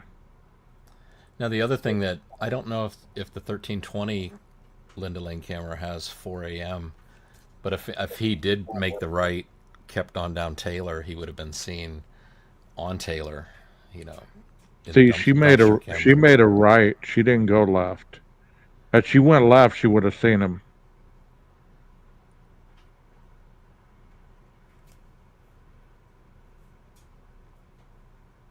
Right. So I'm assuming, yeah, either he kept on going on Taylor, Yeah, or he sat over there in a corner where Walenta because tried to there get is to a him. cul-de-sac. There is a cul-de-sac at the end of Walenta where you could pull your car up and almost. I mean, he could have gotten out of his car and went and walked across the street and watched. Hmm. You know that not the cul-de-sac, but there's the dead end at the end of Walenta, Where that little right there by the that stop little sign. that little building is, that I think where the water control. I saw Yeah, JLR talking about it when he was. I remember he yeah, was speculating on could they test the water. right. You Did he know, drop the knife in that drainage ditch? yeah. So she's already out. She's already gone from the So resident or the area. yeah, pretty safe to say she probably made a right onto Taylor. Yeah, Let's just. Where if is she he? would have made that left, Hmm. she could have seen at least lights. All right. I mean, was she high? Did she not notice her surroundings? I mean, I don't want to say the woman was high, And you got a dog in but the car too. I mean, no telling yeah. what's going. There's plenty of reasons to not be, noticing absolutely everything. I I mean, mean, have if you? she was a little bit high, she's working nights. It's 4 in the morning. If she's not on something, she's sleepy at best. Hmm. I mean, hell, Dylan was awake at this time. At this time, she was hearing Kaylee playing with her dog, supposedly, right? Do we know the exact time that actually happened? According No, to. I'm sure it is. I'm sure it is somewhere. Let's get back to the video. Actually, let me. You want to see at what point he comes in for the 405 pass, and then after that, we kind of know what All happens. right, do I'm gonna that. go a little bit faster. Oh wait, there's a car just went up with Lenta. Okay. Okay, here it comes at 404. Is this a car going the wrong direction, the wrong time? Oh no, I'm sorry. They were going the other way. So yeah, I mean, if Here it that's if comes. And that's it's still him, creeping. if that's him, maybe he came down. He saw that she was about to leave, so he kept on Taylor, went around a big circle around the block so that he'd come back down with Lenta again. That makes sense. That makes sense. She worked 18 hours. We're going to watch it. She worked 18 hours, I think. Reminds me of another leprechaun rapper who door dashes. Wow. Is that Jeff H? No, I think. So what if she took a little bump? Okay, well, it's legal. No, it's not legal. All right, so here's 405. 405. Okay, let's check the. You know, in my opinion, Brian got some dope off Molly, and then he drove off Maybe he to got go some do the Molly off dope. Molly. Yeah, he drove off to go do the dope. He made sure she left. Now here he comes, See, amped up to do the I see murder. a distinctly curved underside side window with that protruding side molding. Let's see, is the and there's a shark fin antenna. Actually, remember Twizzle? I think it's so funny that it was actually Twizzle who pointed out the shark fin antenna. It's like, oh yeah, that's cool. Good to know. Yeah, he used to come over here and actually participate coolly. I mean, I don't know what happened to him. And this is where, we had one YouTuber was saying that this footage was just repeated over and over again. It's the same So pass, this is 40505. but the things that I notice where I don't believe that the footage is just repeated, like the car. See the tail light? See how it intersects that pumpkin? Boom, right there. Now it's gone. See, Yeah. on this pass, it's almost straight through the center of that pumpkin. But on other passes, it's a little above the pumpkin, a little below. So I think, of course these passes are going to be very, very similar, but I wouldn't call them identical, like copy and paste. Is that what you call being homeless? Camping these days? I'm just camping out in the woods, looking for the K-bar.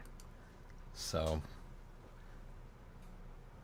All right, so I don't know if you wait. If you want me to just so 405 he goes and he sits there for 10 seconds in front of the Linda Lane camera showing the side of the car, Right, and right. then he turns around and he comes. This is the one pass where he comes back the way he came along that long edge of the And Queen does Road the Apartments. 3-point turn, and then he Now makes he the comes, last pass. yeah. So and you can see how high up he is at the end of where the Linda Lane camera is. The elevation, he's up much higher as he's coming down this road. You can see the Right. headlights. The headlights are going to be very high on the trees and that building. Very high. Now they're coming down as he's coming downhill, going past Do you believe the that dumpster. people misconstrue those lights shining on those windows as those windows turning on? Oh yeah, yeah. I don't want to name names, but I could, of people that have said just that very thing. As he was driving up, those windows turned on? Yeah, yeah. I don't want to call them anti-physics, but okay. Now here's the weirdness, right? He's doing like, didn't they say What's he doing right it's like, there? was he trying to park? What was he? Was he What the trying to get a view of I've something? never noticed that. What the hell? Yeah, Back and this that is up. where Back that up. Did he drop his freaking bump? I mean, did he drop his pipe? What? okay, here he is coming down from yeah. What is it? 52 Queen Road apartment? That over there area? I did hit play, right? Yeah, here it comes. This is 52? Well, No. he's like at the end of, he's over by Linda Lane. Now he's coming down. He's probably right about now Oh, by okay. he's by the dumpster But where I they thought interviewed Dylan. right here by 11:12, he's slowed way down. Yeah, so he does a weird thing here where it's like Right here. I I've think never in the noticed this. PCA, did they say they were trying to figure out if he was trying to park, maybe? Because there is some space between those two cars. Maybe he Well, thought he there's a could. stop sign. Maybe he thought he could park there, but there wasn't enough space to park, so he changed his mind. Said, "F it." Wow. He was going to parallel park? Sure looks that Brian, way. Wait, let me also. That's a good because the car's not moving much. look at that. The video He looks compression like ought he's to be parallel parking. the video compression ought to be a lot less, and we should be able to kind of get a Yeah, he's backing it up. sense. Back Get that a, ass up. so we can get a sense of the look of the car. I mean, I'm still seeing the curved window. Also, the Elantra back window does kind of go up kind of high like that. If you look at the Yeah. where he It got looks pulled like over in he's Indiana. it looks like he's backing up. Back that ass up, Brian. And then he says, screw it. I'm going to do this 3-point thing where this camera can get the best angle of my vehicle, and everybody's going to go crazy when they try to analyze my car. My lights are on bright, nothing to see here. I passed by the pumpkins. Happy Halloween. Yeah, and then the last pass on Linda Lane is at 4:07:30, which is 15 seconds from right now. Yeah. I mean, I always said before this camera came out, it's like once we get another camera, it's going to help. We can confirm things. We should be able to see. So you see it on I one camera, then remember. you see it on the next. Just like Snoopy in the Macy's Day Parade, right? Now Snoopy's at 41st Street. Now he's at 42nd. Now he's at 43rd. But according to people, they don't believe that concept. No. It's almost like Snoopy disappeared here totally, and then he didn't reappear 4 stores down. So what happened to Snoopy in between those times? Hmm. Nobody filmed it, so nobody saw it, so you can't confirm that Snoopy was still floating through the air. I'm just messing with you, Jeff. Yeah. No, no, no. I'm sorry. I'm thinking this is pretty cool because I had never. I can't believe I've watched other YouTubers kind of examine this footage, and it's now finally sinking in now that we're looking at it. I've Like, never seen them examine it the same way. It's almost like they clipped out these parts because I've never seen that car backing up like that. Even when I've played it, I've never Yeah. seen it. Have they been messing with our minds? I don't know. The slowness going up and down Walenta Hill is I think that really says a lot. And where Molly is during those times, but Do you think so. people have been showing the sped up version, the one that's 15 times faster or whatever, that they Well, if show they, on I the? mean, the thing is, if they are, I mean, that's from the Idaho Statesman, right? And that Yeah. they put a little graphic in the bottom left that said, 15x when that Well, really that makes happened. sense. That So makes sense why we didn't notice it and why it appeared to be going so fast. what's that? But what I'm saying is that you would know if they were showing the sped up version because you'd see that Right. 15x. Unless they Okay. unless they cropped out the low, I think it was in the lower left corner if I remember right. They put 15x or something like Yeah. that, 15 You times know, a speed. lot of people put watermarks on everybody's stuff, so you just never know these days. It's a cruel world. You put a watermark on somebody else's work, man, and claim it as your own. I don't know how that is not copyright, but especially when the people that you're stealing it from, kind of like if I would put a watermark on this, Greg Hughes and investigate little things on the right hand corner, Hmm. and I put my big old watermark on it, you'd think it'd piss him off. I don't want to. Gray the gentleman. I think he would understand, right? I will say I know Gray doesn't have nice things to say about me, which I don't understand, which is fine, but that's his choice of words. But All right, I mean, I let's think he get does. back I to. think he does great work, and we I'll just leave it at that. But you know Let's what? get back. I hate to say it, but I really should jump off and finish the photography stuff that I was working on. Well, give me Um, 5 more minutes. 5 more okay, minutes, and then all right. we can go. Yeah, there's a lot. I'll talk a lot. So I'm sorry. You don't have to. Can I say hi to you? Yeah, he's very good. He loves everybody. Hi, baby. Hi. You're pretty cute, man. He's 2.5 pounds and 4 years old. Fucking big fella, aren't you? Yeah. So yeah, when he passed away, I got to keep him. And he stayed with me. So, like Alex was saying, we're gonna just take it nice and easy, okay? So we have a map here if you need it, okay? So, just let us know what else you need. I'm gonna take some notes, Okay. but don't think I'm not paying attention to you. No, We're just, I'm not right. Yeah. my brain doesn't work that great sometimes, so I gotta write stuff down or I'll forget it, okay? So I guess the first thing we'll do today is just kind of start, if you wouldn't mind, by, when you got your first order that night and when you delivered your last one. I Just tell me mean, about as far as that. that night went, I think I worked a total of like 18 hours that night. So I mean, but to focus on here, I mean, the 3 calls that I got from there were all relatively around the same time. There was 2 calls to the apartment complex next to it, the brick apartment complex. One was big order, large.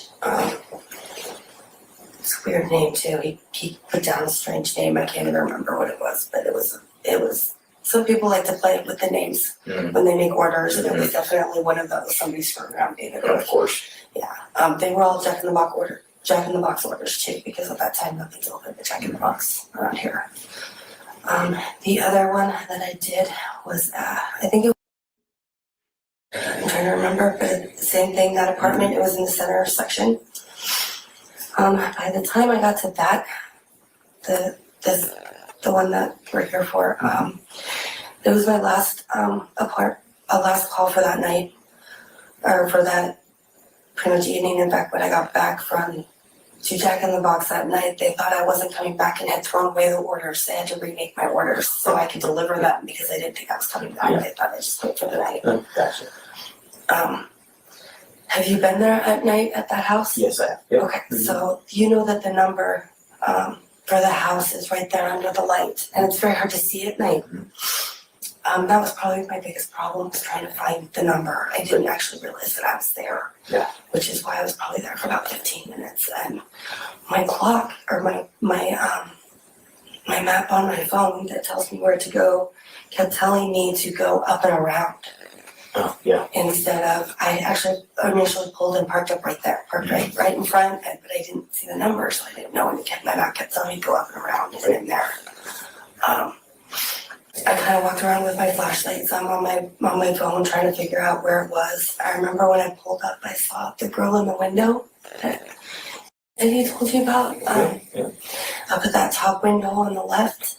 I would swear that she was swinging on a hammock or something, but she could have just been on the top of a bed or something. It seemed odd because she was watching me. And usually when you do an order and somebody sees you, if that's where it's from, they see you, they come running down to the door, whether it's a no contact order or not. And she jumped right down. Do y'all believe that she was actually swinging on something? Could she have been swinging? Could she have been sitting on that table and swinging her legs? I mean, what could it possibly have been? Anybody have any thoughts in the chat on that while I continue playing this? As soon as she saw me and saw that I saw her. I noticed several times as I was walking around and trying to find the place, she would pop back up in the window and I would see her again. Okay. Give me 1 second. This is a story. First or second choice. Oh, okay. Thank you. Short report. Thank you. Those are pretty good. They're pretty I have a. There you go. So I thought it was weird that she kept jumping in and out of the window. Long brown hair, younger girl. There were parties going on all around, lots of noise. I mean, they were everywhere. At one point, I remember I got in my car and I actually drove up here to see because I thought maybe there was a road that's why my map kept trying to tell me to go up there. And I parked up there because it didn't go any further. And I stopped. And I parked and I got out and I was walking around with my flashlight. And I was looking through the bushes and I could see the inside courtyard and all the lights and everything was open. And that's where the map was trying to get me to go, but I didn't feel comfortable going in there because there was no path. It just seemed odd to have you walk in that way. It seemed like a back door. There was no apartment numbers on the order or anything. It was just the house number. There were no directions or any kind of clue to tell me to go that way. Right. Yeah. But I do remember that when I was walking with my flashlight on that road, there's nobody out there and it's dark. And I'm a girl and I've got a flashlight. A car came driving by. It was a sedan. It was tan. And the gentleman that was driving, I remember it because it was odd that he did not look at me. You see a girl out there walking around with a flashlight. You look, you see what's going on. And if they're That is telling right there because those of us that have seen this individual, he had that very straight ahead look. Even when he was pulled over at WSU, before the officer came up, he was facing straight ahead. And each time that she would talk to him, he'd face straight ahead again until she was done talking. And then he started to make eye contact. It wasn't like he was making eye contact the whole time. Yeah, So good point. this does make sense. I forgot you were there. What were you going to say? Yeah, no, I'm saying that's a good point. I mean, I think in both the seatbelt, traffic stop as well as the one with the crosswalk. I think he is kind of looking forward. Although in the crosswalk, I think he does eventually. He looks over.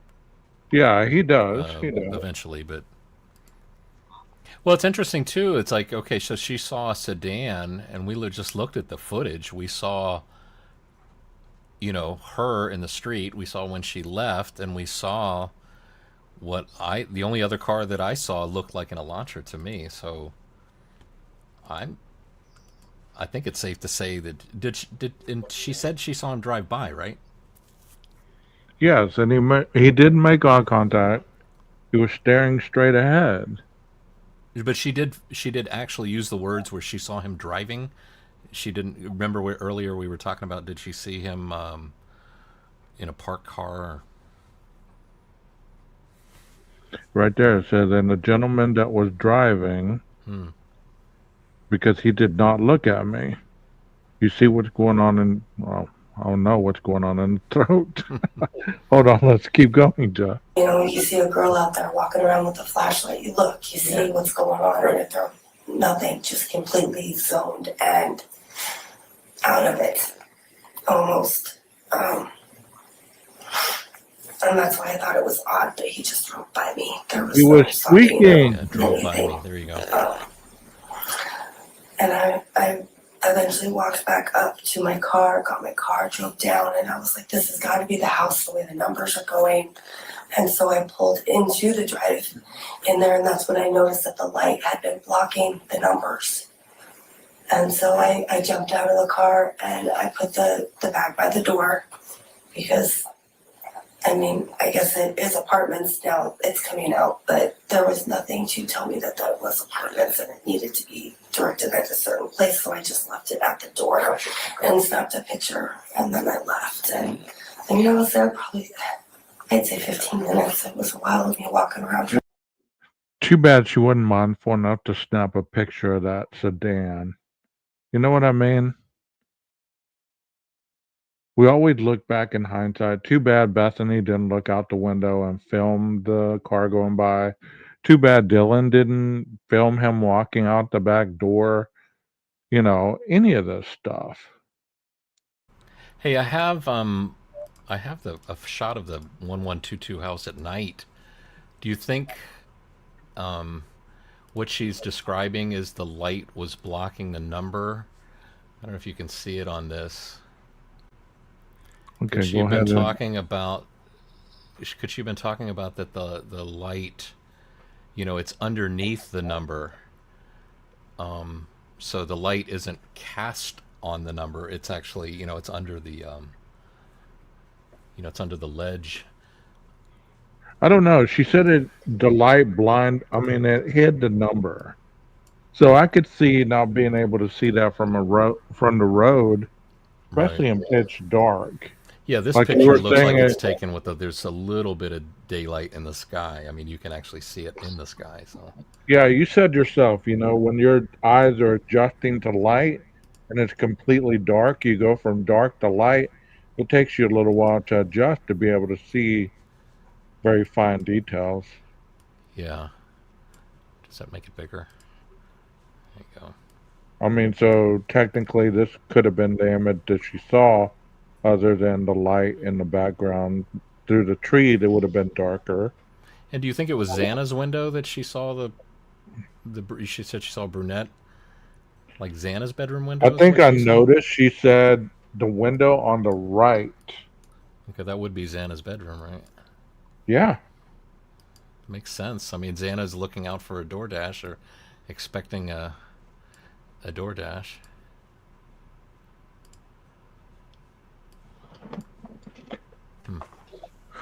All right, let's get back with the video. I wish this would let you keep these at the bottom. If it does, I don't know how to do it, so keep doing this the old-fashioned way. Thank you guys for continuing to hang with Jeff and I as we go through this video. Talk about what a Kohberger is. Even though we are talking about different things, we are discussing what exactly this man was doing. To find it because I remember being stressed out because of the time. Because DoorDash began. Was there some sort of time limit or something? You get paid by your delivery, so you only get so much per delivery. They are doing a trial right now where they're actually paying me by the hour because I have really high stars. Yeah. Except for my time is really bad because I always get orders that nobody else wants to do, or they've been rejected. And so my stars are like way down there. Yeah. So I've been actually doing better with the by the hour wage. But still 15 minutes to be looking for one address is a little ridiculous. And so many parties and so many people, and I felt uncomfortable. And I remember seeing, it's an odd thing, but like underwear and stuff in the street. And I was like, what the heck, this is so weird. Yeah. Then it had been my third time there that night. Okay. And the girl popping in and out of the window was strange, but never coming down. Okay, so once you left at the door, then what? I just got in my car and I left. And I went through campus and I hit the light as you're coming to Winco, and I got another order. Didn't on my phone, so I went back to Pullman to check in the box. And I went there, and he had thrown away my order, so he remade my order, and I got sent to a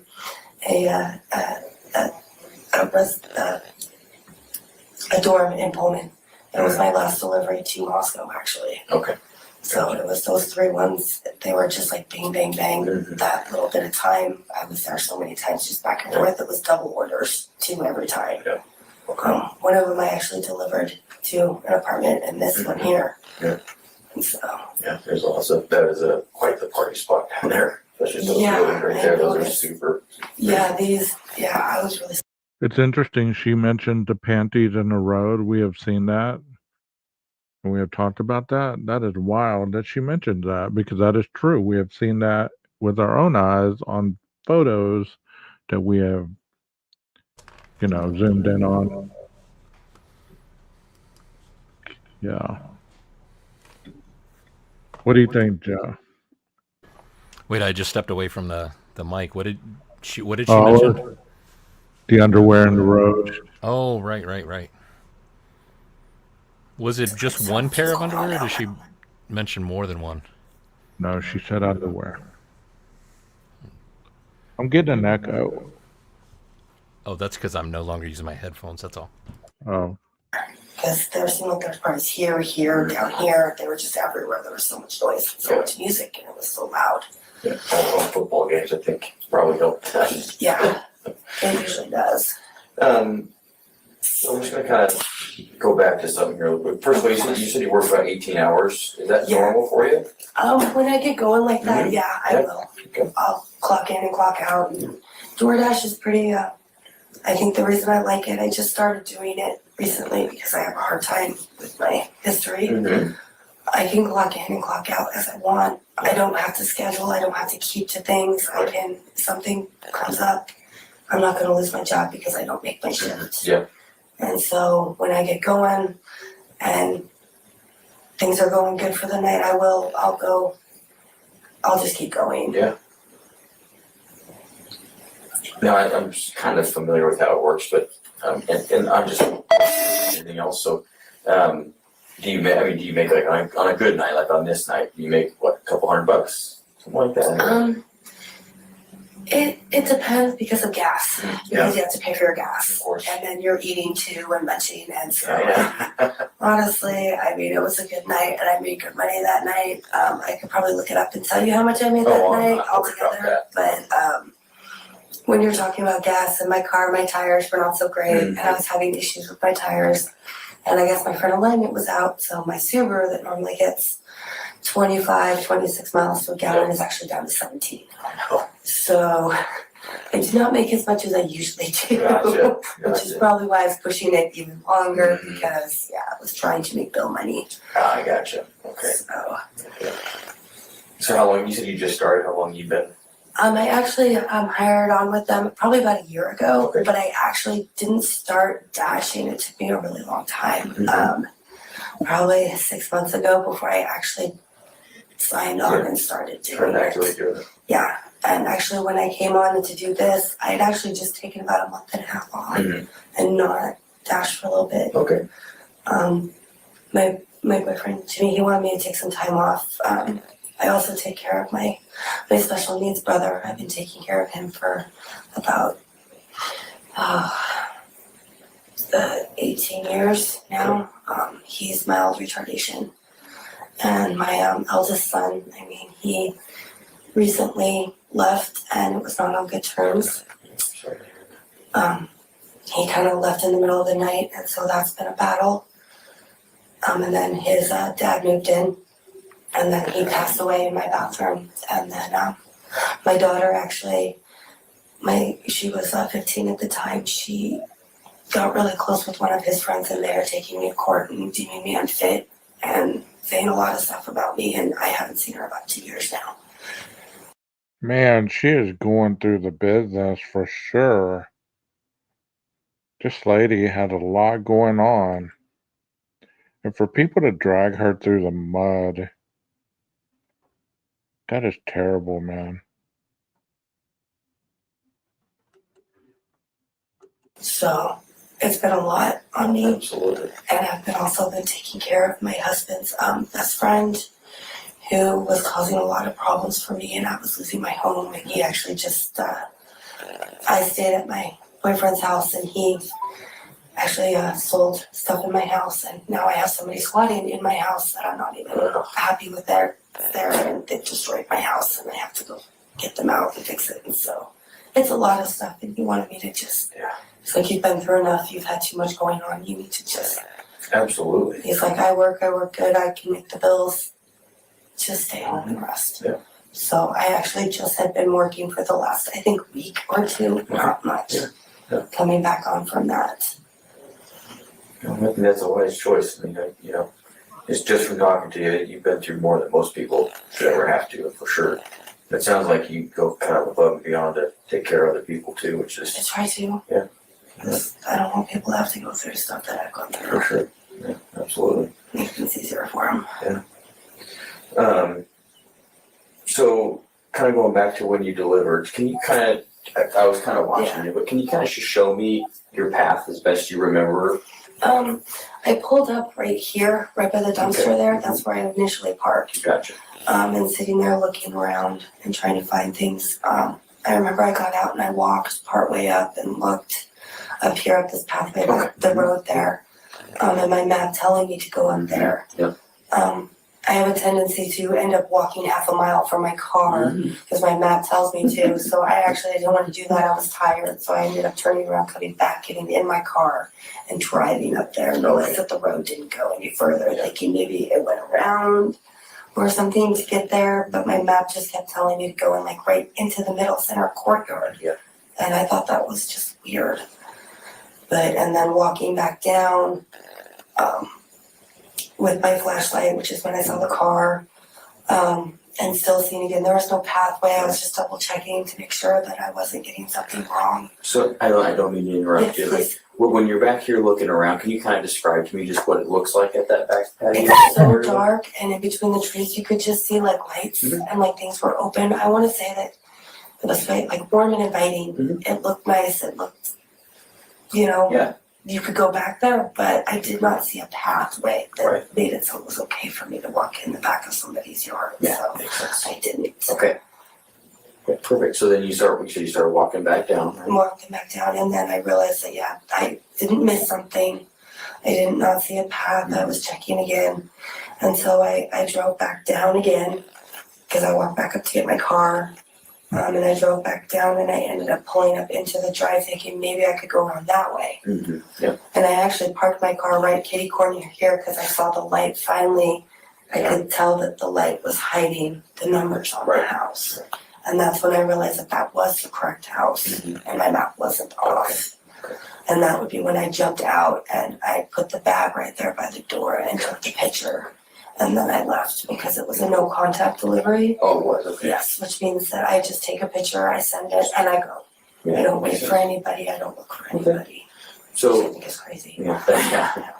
So it would be interesting if when they looked at Xana's phone, they would have been able to see this text message from the DoorDash driver. Because, they went through her phone, so they would have been able to see that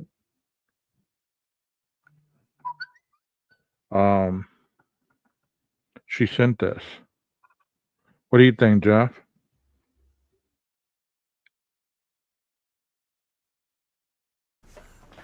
Sorry, I'm trying to photograph something and listen at the same It's time. okay. It's okay. But sure seems like they would see that on the phone. That was interesting. I don't think I had actually heard until right now that was so she said it was a no contact delivery. So she just delivers it, leaves it there, takes a photo of it, right? And then the person who orders it gets the photo. So you'd see that on Xana's phone as well. Yeah. How would you feel to know that you just delivered something and there was hardly any time to hardly taste it or digest it, and this person is gone from the earth soon after?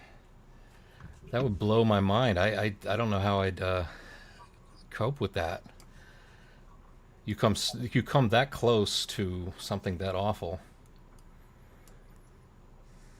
Mm.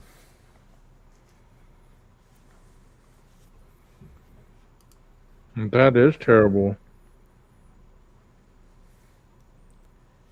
You Know know, what I mean? the one thing I'm noticing now, we don't see her facial expressions because she's all blurred, but she doesn't seem to be. Didn't in the videos, the body cam videos, she seemed to be a little bit more of a kind of a mess. Yeah, Like she's going through a whole lot. It makes you yeah. wonder if this whole experience is what caused the mess she ends up looking like later. You know, I mean, she's already been through a lot, right? Like She this had a was husband that was murdered or something, yeah. and people make a big deal out of her saying she was friends with Bill Thompson. I mean, I think after you go through a trial with whoever killed her husband, I mean, you would, of course, and Bill Thompson seems to be a nice person. I mean, he blocked Dylan's view of Brian while she was talking. I mean, he seems to have a heart for these victims, whether they lost their lives or whether they could have lost their lives, but they just, were in the house. So it doesn't bother me at all that she said, she's friends with Bill Thompson. She clearly would have been involved with Bill Thompson through the whole trial process of the one who killed her husband. Well, what people don't understand as well is there was a gag order. So that permits the attorney from talking to anyone about the case. And I don't even believe that, this is a stretch. I'm not an attorney, so I don't even know how that gag order goes with her. If she was going to be a potential witness, of course they'd need statements, but could they use the statement that the police got instead of, talking about it with her personally? You know what I mean? I'm not following you completely. What do you mean? Like, do you believe that Bill was able being friends with Bill Thompson? That would have been a conflict of interest. Like, would that have thrown her off the case? It's kind of like if the Oh, would that have landlord been Kane, problematic for?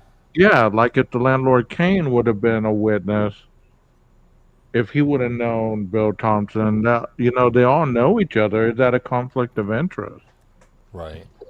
Yeah, I think in a small town, I don't think that's a you know I can't imagine that's that huge of a problem.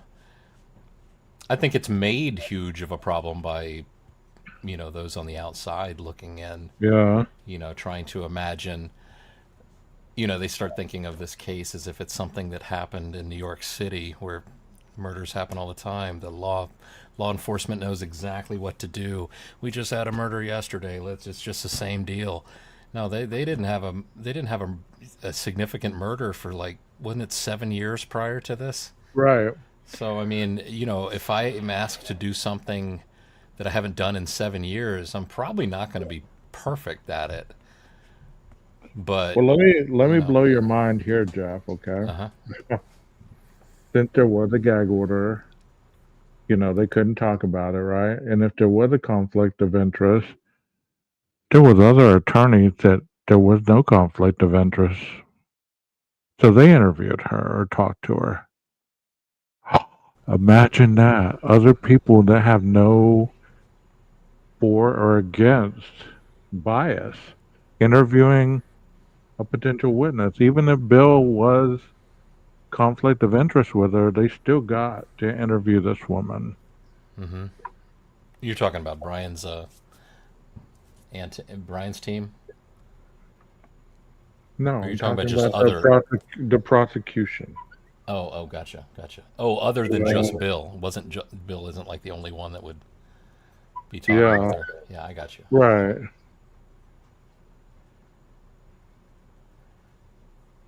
Well, Do you think that we just watched the video of the camera from the light bulb camera? If that's as we saw it, as we believe it is, that that's Brian, we saw Molly's car.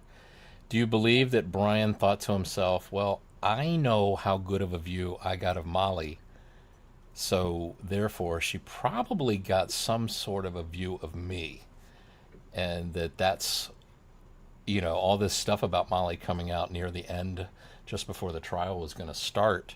Do you think that's one of the things that made him say, screw it, I'm done. I'm done. They got me. No, Let me get a plea deal. I think they just choked him out. You know what I mean? They choked him out with the, this is what we got.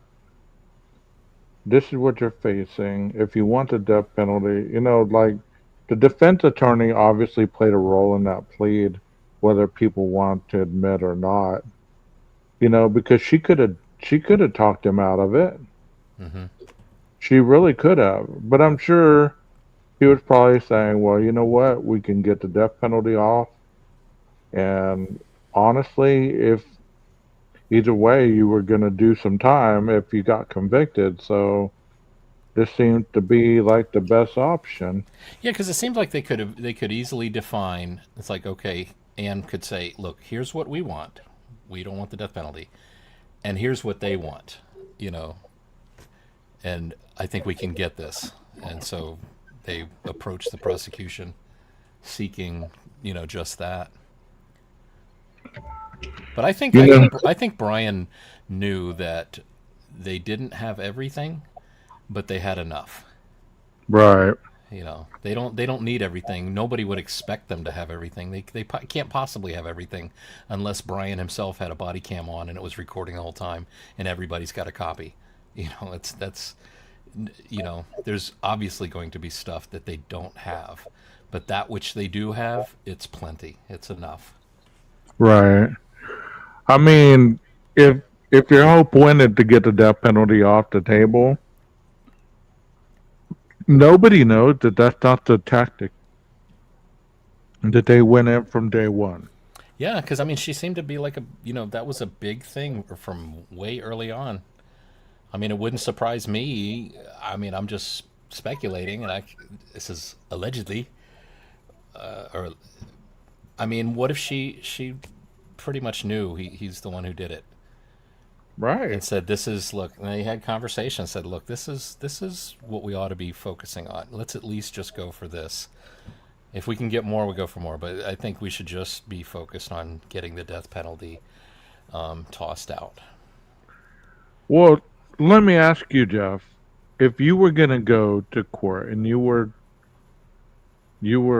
accused, okay? You were accused of these horrendous crimes. You knew what the prosecution had because they gave the discovery over. No matter whether it was timely or untimely, there was no Brady violation in that aspect. They cured that in the hearings. Hmm. So every hearing that you have, every motion hearing that you have, it gets denied by the judge because there's not sufficient documentation, cases of law attached to it, any kind of argument, and it's viewed as speculatory. At what point would you start to say, man, this public defender sucks? I Hmm. better go with what's best for me. Right. Isn't that what? Right. Yeah. And if they had any conversations where she speculated on, well, by this date we should be able to have accomplished this, this, and this, and then as he's Hmm. seeing like nothing is getting accomplished. We're missing on all of them. Nothing is sticking. But I think I would imagine there'd be conversations like, okay, Brian, let's talk about reasons why this couldn't have been you. Do you have any like physical, ailments? Do you have any mental ailments? Do you have, you know, anything like that? Because I mean, I'm sure when they start talking about, well, do you own a white Elantra? Tell me you don't. You do? Ah, shoot. You've never bought a K-bar, have you? Ah, shoot. I mean, Um, that would paint the picture if it really happened that way. I'm sure they did have conversation to that extent, but not that direct. You know what I mean? Like maybe Mm-hmm. in passing on different things of the discovery that was found, you're probably, closer to a point than a lot of people have in that retrospect. But, I've heard a lot of times from defense attorneys, they don't really want to know if the client is guilty or innocent in their minds. You know what I mean? Right, but once if he blurts it out, I mean, what do you, what do you, Yeah, you can't say to yourself, okay, strike that from the record. It's like, no, you heard it, yeah, you yeah, know it, and yeah. I wouldn't surprise me if he's the type. We saw the books they found in his house in his apartment, and we know his studies, and we know he seems to be the type that likes to question and possibly be right about things. I mean, couldn't you see him saying, "Well, what about this? I read something in a book when they tried this. There's case law from the 1800s that could apply here, or, what about this tactic? And let's try this and let's try that." But yeah, as it comes down to the wire, and the trial is what was it like a month out before? Is that when it happened? Where the plea deal happened? I think it was like a month or It so. was it was a while. Yeah, it was a while. It was. I mean, how could? And I'm not diminishing or minimizing your theory or thoughts on, he reaching the end of the line where he said, you know what, I'm screwed. I might as well ask for a deal. Or we we really don't know exactly what the tipping point was of the motion hearings, or because the suppression hearings were not about evidence. If you remember, the suppression hearings were about wording. Hmm. Take out psychopath. You can't say psychopath. You can't say sociopath. You can't use this and that about the crime or whatever. You know what I mean? They were suppressing stuff um Would be that influential to the jury, right? Like would oh, of would send course, them in of a course, different thought pattern that they would like to avoid. of course. But think about the reasoning behind focusing on the wording rather than evidence. Wouldn't you want to Uh, take out the K bar yeah, yeah, good or point. the sheath? I'm sorry, the sheath. Hmm. I misspoke. The sheath. Wouldn't you want to take out the sheath? Right, right. I mean, are you just agreeing, or do you really believe that? Yeah, no, no, I agree. I agree. Yeah, the fact that they're not talking about things like that, it's almost like it's like an admission of like the strength of those items, the K bar, the Elantra. Yeah, it's a suppression of the wording to Yeah, kind of like whitewash the wording. I'm surprised he didn't go as far as like when he's in court in the courtroom, he's to be referred to as angelic Brian or sweet Brian, right, right. something like that, or never hurt a fly. I mean, you would believe that if you were going to strike evidence, you would stick to specific evidence. You would stick to the Amazon purchasing stuff. Like, well, Your Honor, we wanna strike a motion to omit um, the Amazon receipt or the order of the K bar and the sheath being ordered due to insufficient blah blah blah blah blah. Nothing. Crickets. Hmm. What did they try to? Did they try to say anything about it being? Was it purchased on his account or was it a family Amazon account? But it was with a gift card or something. Mm, Also, too, do you think he should have worn like a T-shirt that had the quote from his seatbelt traffic stop when he said, "What did he say? I'm obviously an honest person." Remember when he was talking about the seatbelt? you think he would have been dumb enough to say, "Well, and yes, I did commit kind of the crime, but let me tell you why I did it." I mean, all he's got to do is slip once and say something. He just slips and like where it becomes obvious to her. It's like, oh, wait a minute, you shouldn't know that, or you know. I don't know. I mean, seriously, think about that a little bit. What we're talking about never get discussed. It's always the other way around. It's always like they didn't have any evidence. And based on the stuff we were talking about, the IgG stuff earlier, if they had tons of DNA, don't you think they would have been hell bent? That would have been the whole fight. That and the Elantra. Not once did she suppress to remove the Elantra, even though, in her own word, there was no DNA or blood tying Kohberger to the victims in that vehicle. Did you hear what I just said? Right, that there was no blood. How do you play on that wording? There was no evidence tying Kohberger to the victims. I think we've had this discussion. Are you suggesting about his own DNA, or no? What were you? I can't remember. What are you getting at? Just the fact that, you play on words. It's kind of like you're telling half truth. You're not being honest, you're being half truth.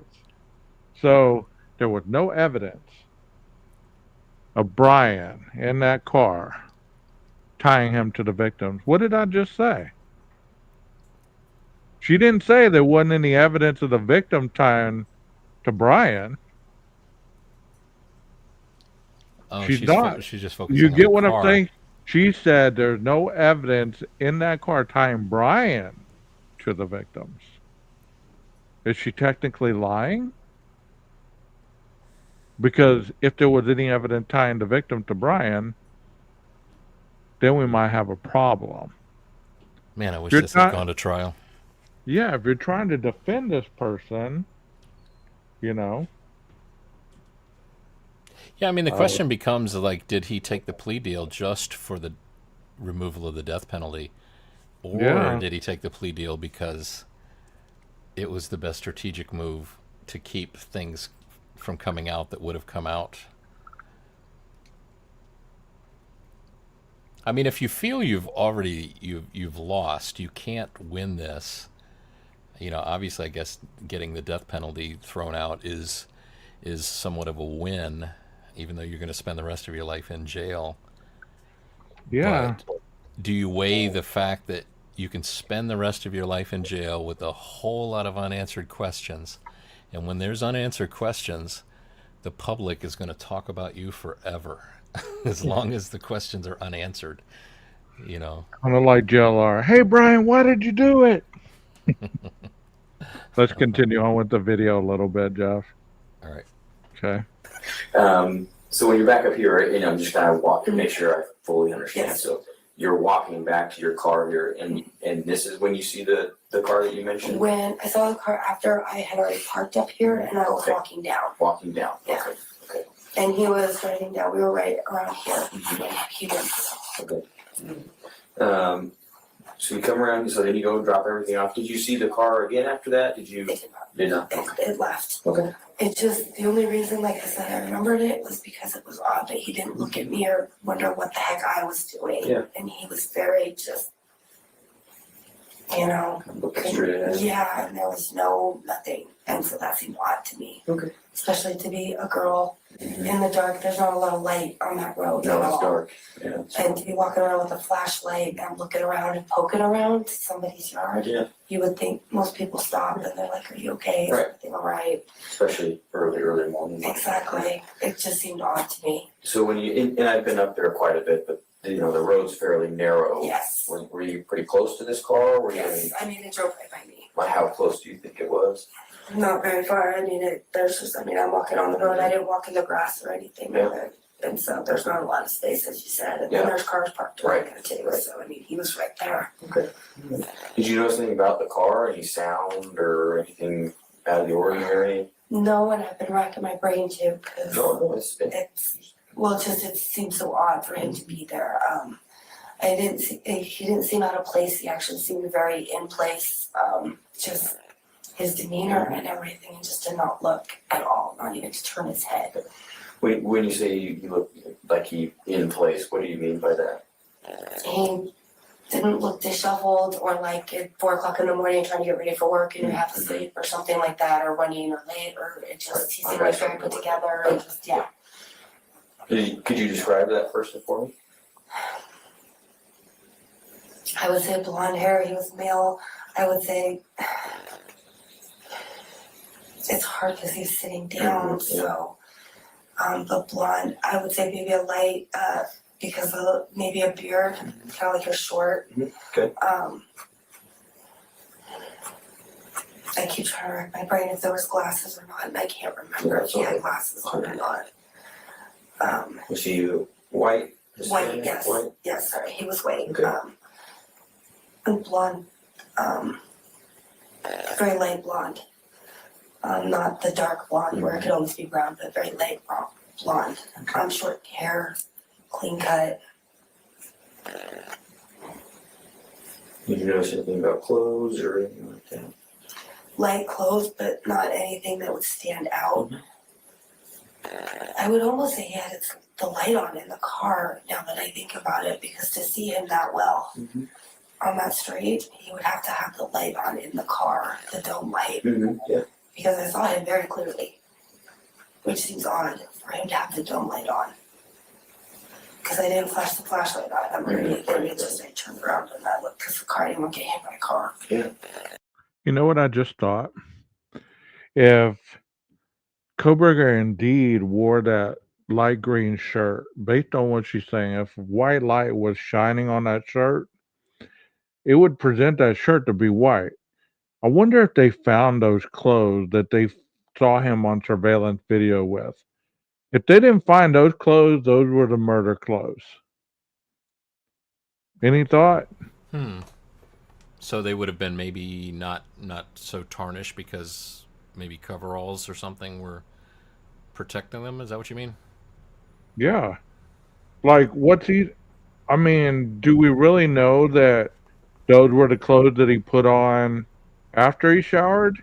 If he was really relishing in the fact that he just murdered 4 people, he would want to keep those clothes on to, in my opinion, I believe he would want to smell the reward of his work. Hell, people have worn people's skin as a trophy. What makes you think he wouldn't wear the same clothes over and over after killing people? That would be a question I'd want to ask law enforcement. Do you have the clothing that he's seeing in those videos? The one where he threw up the thumbs up. Right, it sure does look like the same color. So he's all the way down at Albertsons and Costco at that time. And that was around what time? That was before the thumbs up. That was the next morning. Or no, that was after. That was after the shower. That was after, yeah. But we don't know if those were the clothes that he put on or those were the clothes that he had under. Because those pants were baggy as shit. Why would you wear pants that looked like that were clown pants that you were wearing? You know, all that was missing was the suspenders. You get what I'm saying? Right. I mean, I'm not being mean, but really, were the pants not huge on him when you saw him in Costco? Yeah, no, I agree. And you can see something. I assume it's maybe his phone is in his pocket. He's got something kind of rather large in his pocket. But I assume is that a row of quarters, or are you just happy to see me? He's heading to the Pac-Man machine. He's gonna roll the quarters. I brought my quarters to put in the little bubble gum machine. I need some gum. I think I know, Foxy Rose, that photo you're talking about with Jack Nicholson from The Shining, right? Is that what it was? That look, yeah, that photo makes me think of that very much.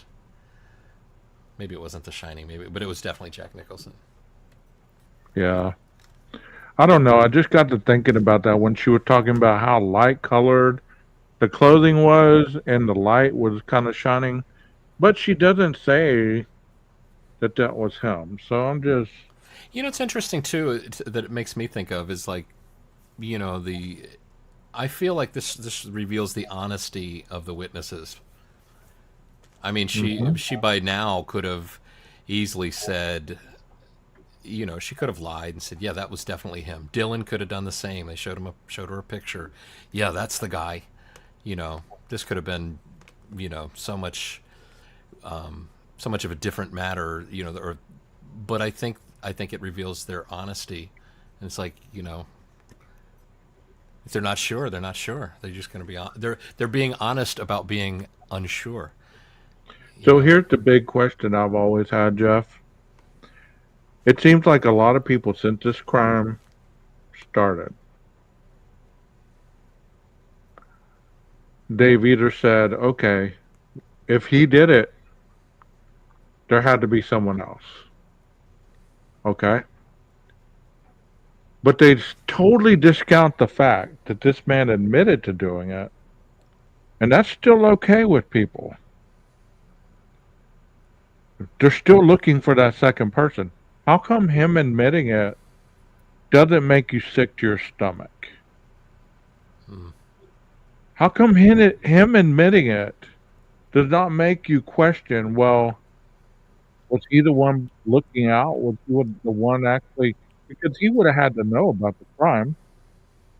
Was he videotaping the crime? I mean, you know, what was he doing? Was he watching? right? You know, it's funny. The first place my mind goes when you think about somebody else is that there's a good chance that somebody else is going to rat you out. Yeah. And if you can think that the other person besides Brian would rat out Brian, why can't you think that if it was two people, Brian at this point or at some point would have done the same thing? Look, it was his idea. It wasn't my idea, you know. What through the process of elimination would one of those potential suspects, if there was somebody else, be in his contacts? Because you know what? He only had so many contacts in his phone. Right, right. I just I think don't I think I it's don't see the motive there. I don't see the intent. I mean, how, you know, like if we were talking and I'm like, 12, I think I need your help. Are we going to rob a bank? Right? Do you think I could really talk you into that? There's a one, it's hard to talk somebody into it. Two, it's hard to have them still be interested as it's happening. You know, when it starts to go Right. down, especially if it goes sideways, and then after the fact, you know what I mean? All it takes is like, look, this was more his idea than my idea, so I'm not going to take the fall for this, you know.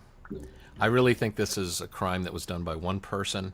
That video, I think, I don't know if you sent it to me or we just were talking about it at the same time, but that store owner where the two burglars, you know, there was a glass counter. The burglar jumped over the counter, and the store owner stabbed that guy. It seemed like it must have been like 15 times in like less than 20 seconds. And that just showed me, it's like, wow, that can happen very fast. There was no time for the guy being stabbed to react to it. I mean, it looked like he was still continuing to take stuff off the shelf. He was like, Right. you're being stabbed, and you're like, no, I'm still robbing because I haven't realized I'm being stabbed yet. That's how quickly it can happen. And it wasn't messy. I didn't see like a mess of stuff all over the place. So I think people misunderstand. It's kind of like when a tire pops, you know, or you know, a nail goes into a tire. You know, it kind of seals the You hole. expect You yeah, pull it you out. expect an Sometimes the air stays in explosion, the yeah. tire because you pulled it out. You know, it seals itself back up. I mean, imagine now if you hit like an artery. You know, the whole Charlie Kirk situation showed us when you hit a certain spot, it can be pretty bad. But you know, people say that, well, the prosecution's lying because they said it was just a bloody mess. It's like, well, how do we know the bloody mess isn't all contained in those mattresses? And we don't see photos of those because we can't see photos of those. They're not going to show us those photos. You know, and if the person doing this is studied and looked into what happens when someone gets stabbed, I mean, what's to say they don't stab the person and then roll them over onto the mattress to catch to catch everything? I mean, I mean, you made a great point there without making it. You said, just because the evidence exists and we're not being shown it does not mean that it's not existent. mm, It's almost like, I know that didn't make sense whatsoever, but it's kind of like the Snoopy thing that you gave, the example you gave about Snoopy. hmm Many people are saying that only certain houses got his car. So how are you certain that that was not put on that camera to frame Brian? How come the other houses with no cameras got his footage? right, You right. and I can make an argument for that because of whatever and whatever and whatever. But I'm throwing a smokescreen at the fact that you're dumb enough to just pay attention to what I'm saying as far as the cameras, not really looking at the fact that there's a reason why those other houses didn't get the car. They didn't have a camera. hmm And sometimes some people have cameras, but they're not like my camera. I shouldn't say it out loud, but my camera shows me the outside of my house, but it's not it currently not recording it. I can look at it on my Right. phone no matter where I'm at. I can see, and it'll alert me, hey, there's motion in front of your house, and I can pull up the camera. Now, by the time Well, anybody's heard this and is thinking anything nefarious, don't worry, I'm getting my subscription renewed so I can record. So don't think about it. if you hear a knock on the door, Jeff, And you heard that dog, right? That's a German yeah, Shepherd. Yeah, he likes to. yeah, that's a Uh, German Shepherd. he's a Let's protective continue to dog. watch a little more. This is All a right. long ass interview. I'm trying to get to the good parts, I guess. And I assumed he would look at me and wonder what I was doing, like most people do. Yeah. So when you're out and about, and you told me you've been up there twice before that night, is it common to see cars driving through there? I mean, did you see traffic when you're up there earlier? Do you see people? That kind of, can you just I describe actually sort of the didn't general vibe of the place? Anybody really, both deliveries, I had to drive up and I came up and around and in the middle. They were both in the middle. The first delivery, actually, I drove up in the middle and it was and that was the huge order because he was texting me the entire way. Yeah. ETA, ETA, ETA, ETA. I'm trying to drive, dude. I'll give you my ETA when I get there. You're right. Yeah, I'm trying to get there. I'm coming all the way from home, and people don't. They're very impatient sometimes. Oh, of course, yes. I can't remember anybody really walking around. He actually ended up coming out and walking to me because the order. The other order was I actually parked down here this time, and I parked down closer to the corner because I wasn't sure where the apartment number was, and I ended up walking all the way around to try to find the apartment, and ended up having to go upstairs, downstairs, all over the place, honestly. And I saw two people. It was a couple. They were walking. They walked up that way, and they were coming into an apartment when I was dropping off the order. They were college kids. They were just coming home. Nothing. They were loud. They were having a good time. I just had come home from the evening. Yeah. Lots of partying here and noise and everything all around. It was really hard to tell, but as far as around here, it's so dark. Mm-hmm. Oh, it is dark. It's so dark. And I don't like those apartments. It's the first time I've ever delivered to those apartments this night. But my boyfriend, my ex-boyfriend, had told me that those were not good apartments in the past when we were younger. Oh, really? Yeah, he said that they actually considered those the white Harlem of Oh, really? Roscoe. They call the white apartments down by Lena Whitmore white Harlem, but these are the real white Harlem apartments. Gotcha. And so when I pulled up to him, I was like, really, this is where I am? Because I've lived here my whole life, but still, I'll end up in a few places in Boston where I'm like, what the heck, where am I? Yeah. So, So do you think perhaps you're, I just asked this just to clarify, but do you think maybe the fact that this gentleman in the car was, seemed out of place, could it have been the environment that was like kind of a weird, darker environment, or what struck you about? just the fact that he didn't pay attention to me at all. Yeah. And that seemed just odd. So it wasn't the fact that it was, because you're probably used to being, I guess, are you used to being out in the dark by yourself? I am a lot. That's actually why I have, I told my boyfriend when we first started getting together, I was like, I want to make it so you can follow my GPS on my phone. Mm-hmm. And he felt really uncomfortable, and it took me weeks to get him talked into it. And I was like, look, with my history, with everything, I know DoorDash knows where I am. I know they track me, but I think it would be smart if you could track me on your phone, just because, and a lot of times he's on the phone with me, Yeah. and he's talking to me, especially if I'm somewhere where I feel extremely uncomfortable. I'll call him. Yeah. And I'll have him on the phone and have him on speakerphone. Yeah. The customers don't even have a clue about it, but Right. I'll have him on there. Right. And he's got me earpieces and stuff, so I could keep him. That's cool. Yeah. That way, just to make me feel a little bit safer, because I tend to not feel so safe. Yeah. Did you call him that night at all? Was there any time you called him? We actually were fighting that night. Okay. He wanted me to bring home groceries and pop and stuff, and yeah, he has recently just been having a hard time, and so he wanted to know why I hadn't gotten pop yet, and I hadn't gotten around to it yet. I had been so busy, and the orders, there were so many of them, and so he was not on the phone with me at that one, but he was on the phone with me when I delivered the first one. Okay. So yeah. Gotcha. Okay. Kind of the next thing I was just curious about is, so when you're looking at the building that you eventually deliver the food to, so you have the main story where the door is, where the light is, okay? Where from that front door did you see the girl that kept looking at you? She was up at the top, the very top left-hand window. Mhm. And Okay, she just kept jumping up and down and up and down. so the very, very, Okay, so she was in the left-hand side. I said right-hand side earlier. I did get that incorrect. So she was obviously in the big living room area. I'm getting to the point of 3 hours here. I think I'm gonna shut her down because this is a real long video. Maybe if Jeff has more time, sometime this weekend, maybe we can get back to it. Um, we go really deep with our stuff, so it takes a lot of time to get through our lives. I hope that if you are watching this on replay, you continue to um, hang in there and watch the live, because it is interesting to hear this lady's perception of what her night was. What do you think, Jeff? Yeah, and I'm glad. Didn't Plunder say she did some tweaking to the audio to make it easier to hear? I think it's better than what I remembered hearing in the beginning when it first came out. I think you can kind of make out what she's saying. I'm glad I don't listen to this interview with. There's no need to bash on Kohbergers, but I mean, can you imagine listening to this stuff? Let's just say bias bias in your heart. Yeah. I mean, to sit there and think, everything that Payne is doing and saying, he's like, I just don't get it.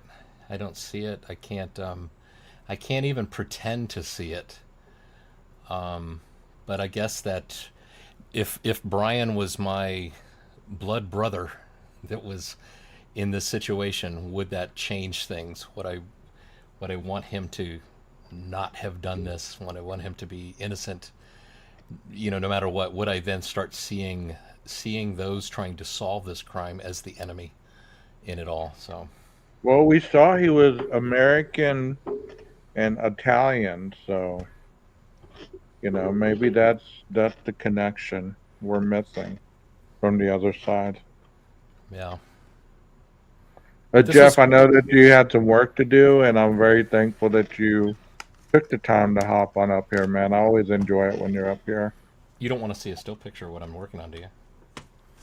Sure, why not? Might as well. Go ahead and present it.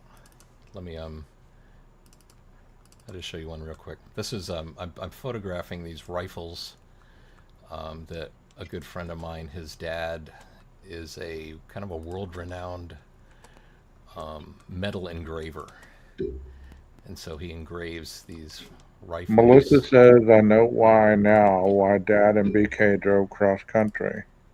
Go ahead and type it in the chat. I'm curious. You got me to bite. Let me rotate this one.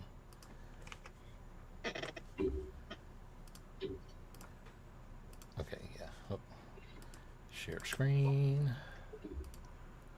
These usually used to take place at like 12 to 3 in the morning, did they not? our lives. Yeah. Yeah, so here's one of the Wow, that's pretty cool. engravings. What's cool, you can see he signs his name over Is here. that a cougar? Is that a Like cougar with? no, I think it's a fox with a couple quails. Are you sure? I see a cougar chasing a couple chickens.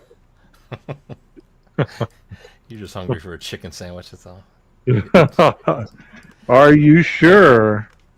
So that's the close-ups. I've done all the close-up angles. And what I do is I photograph these with the gun pointing straight down and the camera, turned sideways. That's kind of the easier part. And then Yeah. here's what I'm trying to do. Wait, let me share this other one. This is what I'm working on right now, which is the much harder thing, is to get the full side of the gun. So I'm messing around with trying to. I think I'm going to Photoshop everything out except for the rectangular table. Just make it all black everywhere else. Although, I got this light in the foreground. I don't know, maybe I should get that out of there so that I can make it keep the rectangular shape. I don't know. This is the part where I always struggle with, and in the end, is just getting the full wide shot. I've tried suspending it by two little pieces of string, but then I got to go and Photoshop out the string afterwards, and I've even had my daughter just kind of hold it, and then I'd Photoshop her out and her hands out. But there's got to be an easier way. If there was a way to have this thing stand upright, like on its pointing straight down at the ground, because when I'm shooting the side, the close-ups, it's actually in a vise. It's a table that has handles you can tighten down like a vise, and You so it's can have clamped. somebody holding it. Yeah, maybe somebody you can trust. No, these I don't think have ever been fired. They're really just pieces of works of art. So, but anyway, that's what I'm working on. That's what I'm trying to finish. That's pretty cool, He's man. been he's got 3 of them that I've been photographing. So last night I got all the close-ups of all 3. Now I just need the full shots the full wide shot. Is there any promotional statement you want to make about your channel, Jeff? What if people are watching this on replay or currently and they don't know about your channel? Is there anything you want to tell them about your channel? Well, just go check out Jeff H. There's some Idaho, a lot of Idaho 4 stuff. There's me playing a lot of guitar here and there, some guitar recordings. What else have I got there? That's most of it. But go check it out. I'm amazed. This still blows my mind that I tell anybody that I'm talking to. It's like, oh yeah, I got a YouTube channel. Oh, what is it? I said, oh, just Google Jeff H. And I'm thinking, I used to think to myself, that's not enough to tell somebody how to get to your channel, and that is. Somehow it is enough. So I'm thankful for that. I always thought it was just such a stupid name. It was really just, I just chopped off my last name, and that's like hardly creative. Yeah. Took me like 2 It seconds says to decide Jeff what to H, do. the guitarist. If you Yeah, just that's- don't find Jeff H, you can. The link is in the chat, so be Yeah, sure that's to the go. full handle. Yeah. Yeah, go give Jeff a whirl. He might be your cup of tea. You just never know. We have Speaking- lives together, and we've been buddies for almost 2 years now. See, there's a No little guitar copyright. right. No copyright. Yeah, You want please. me to play? I'll just play the thing that I show you all the time.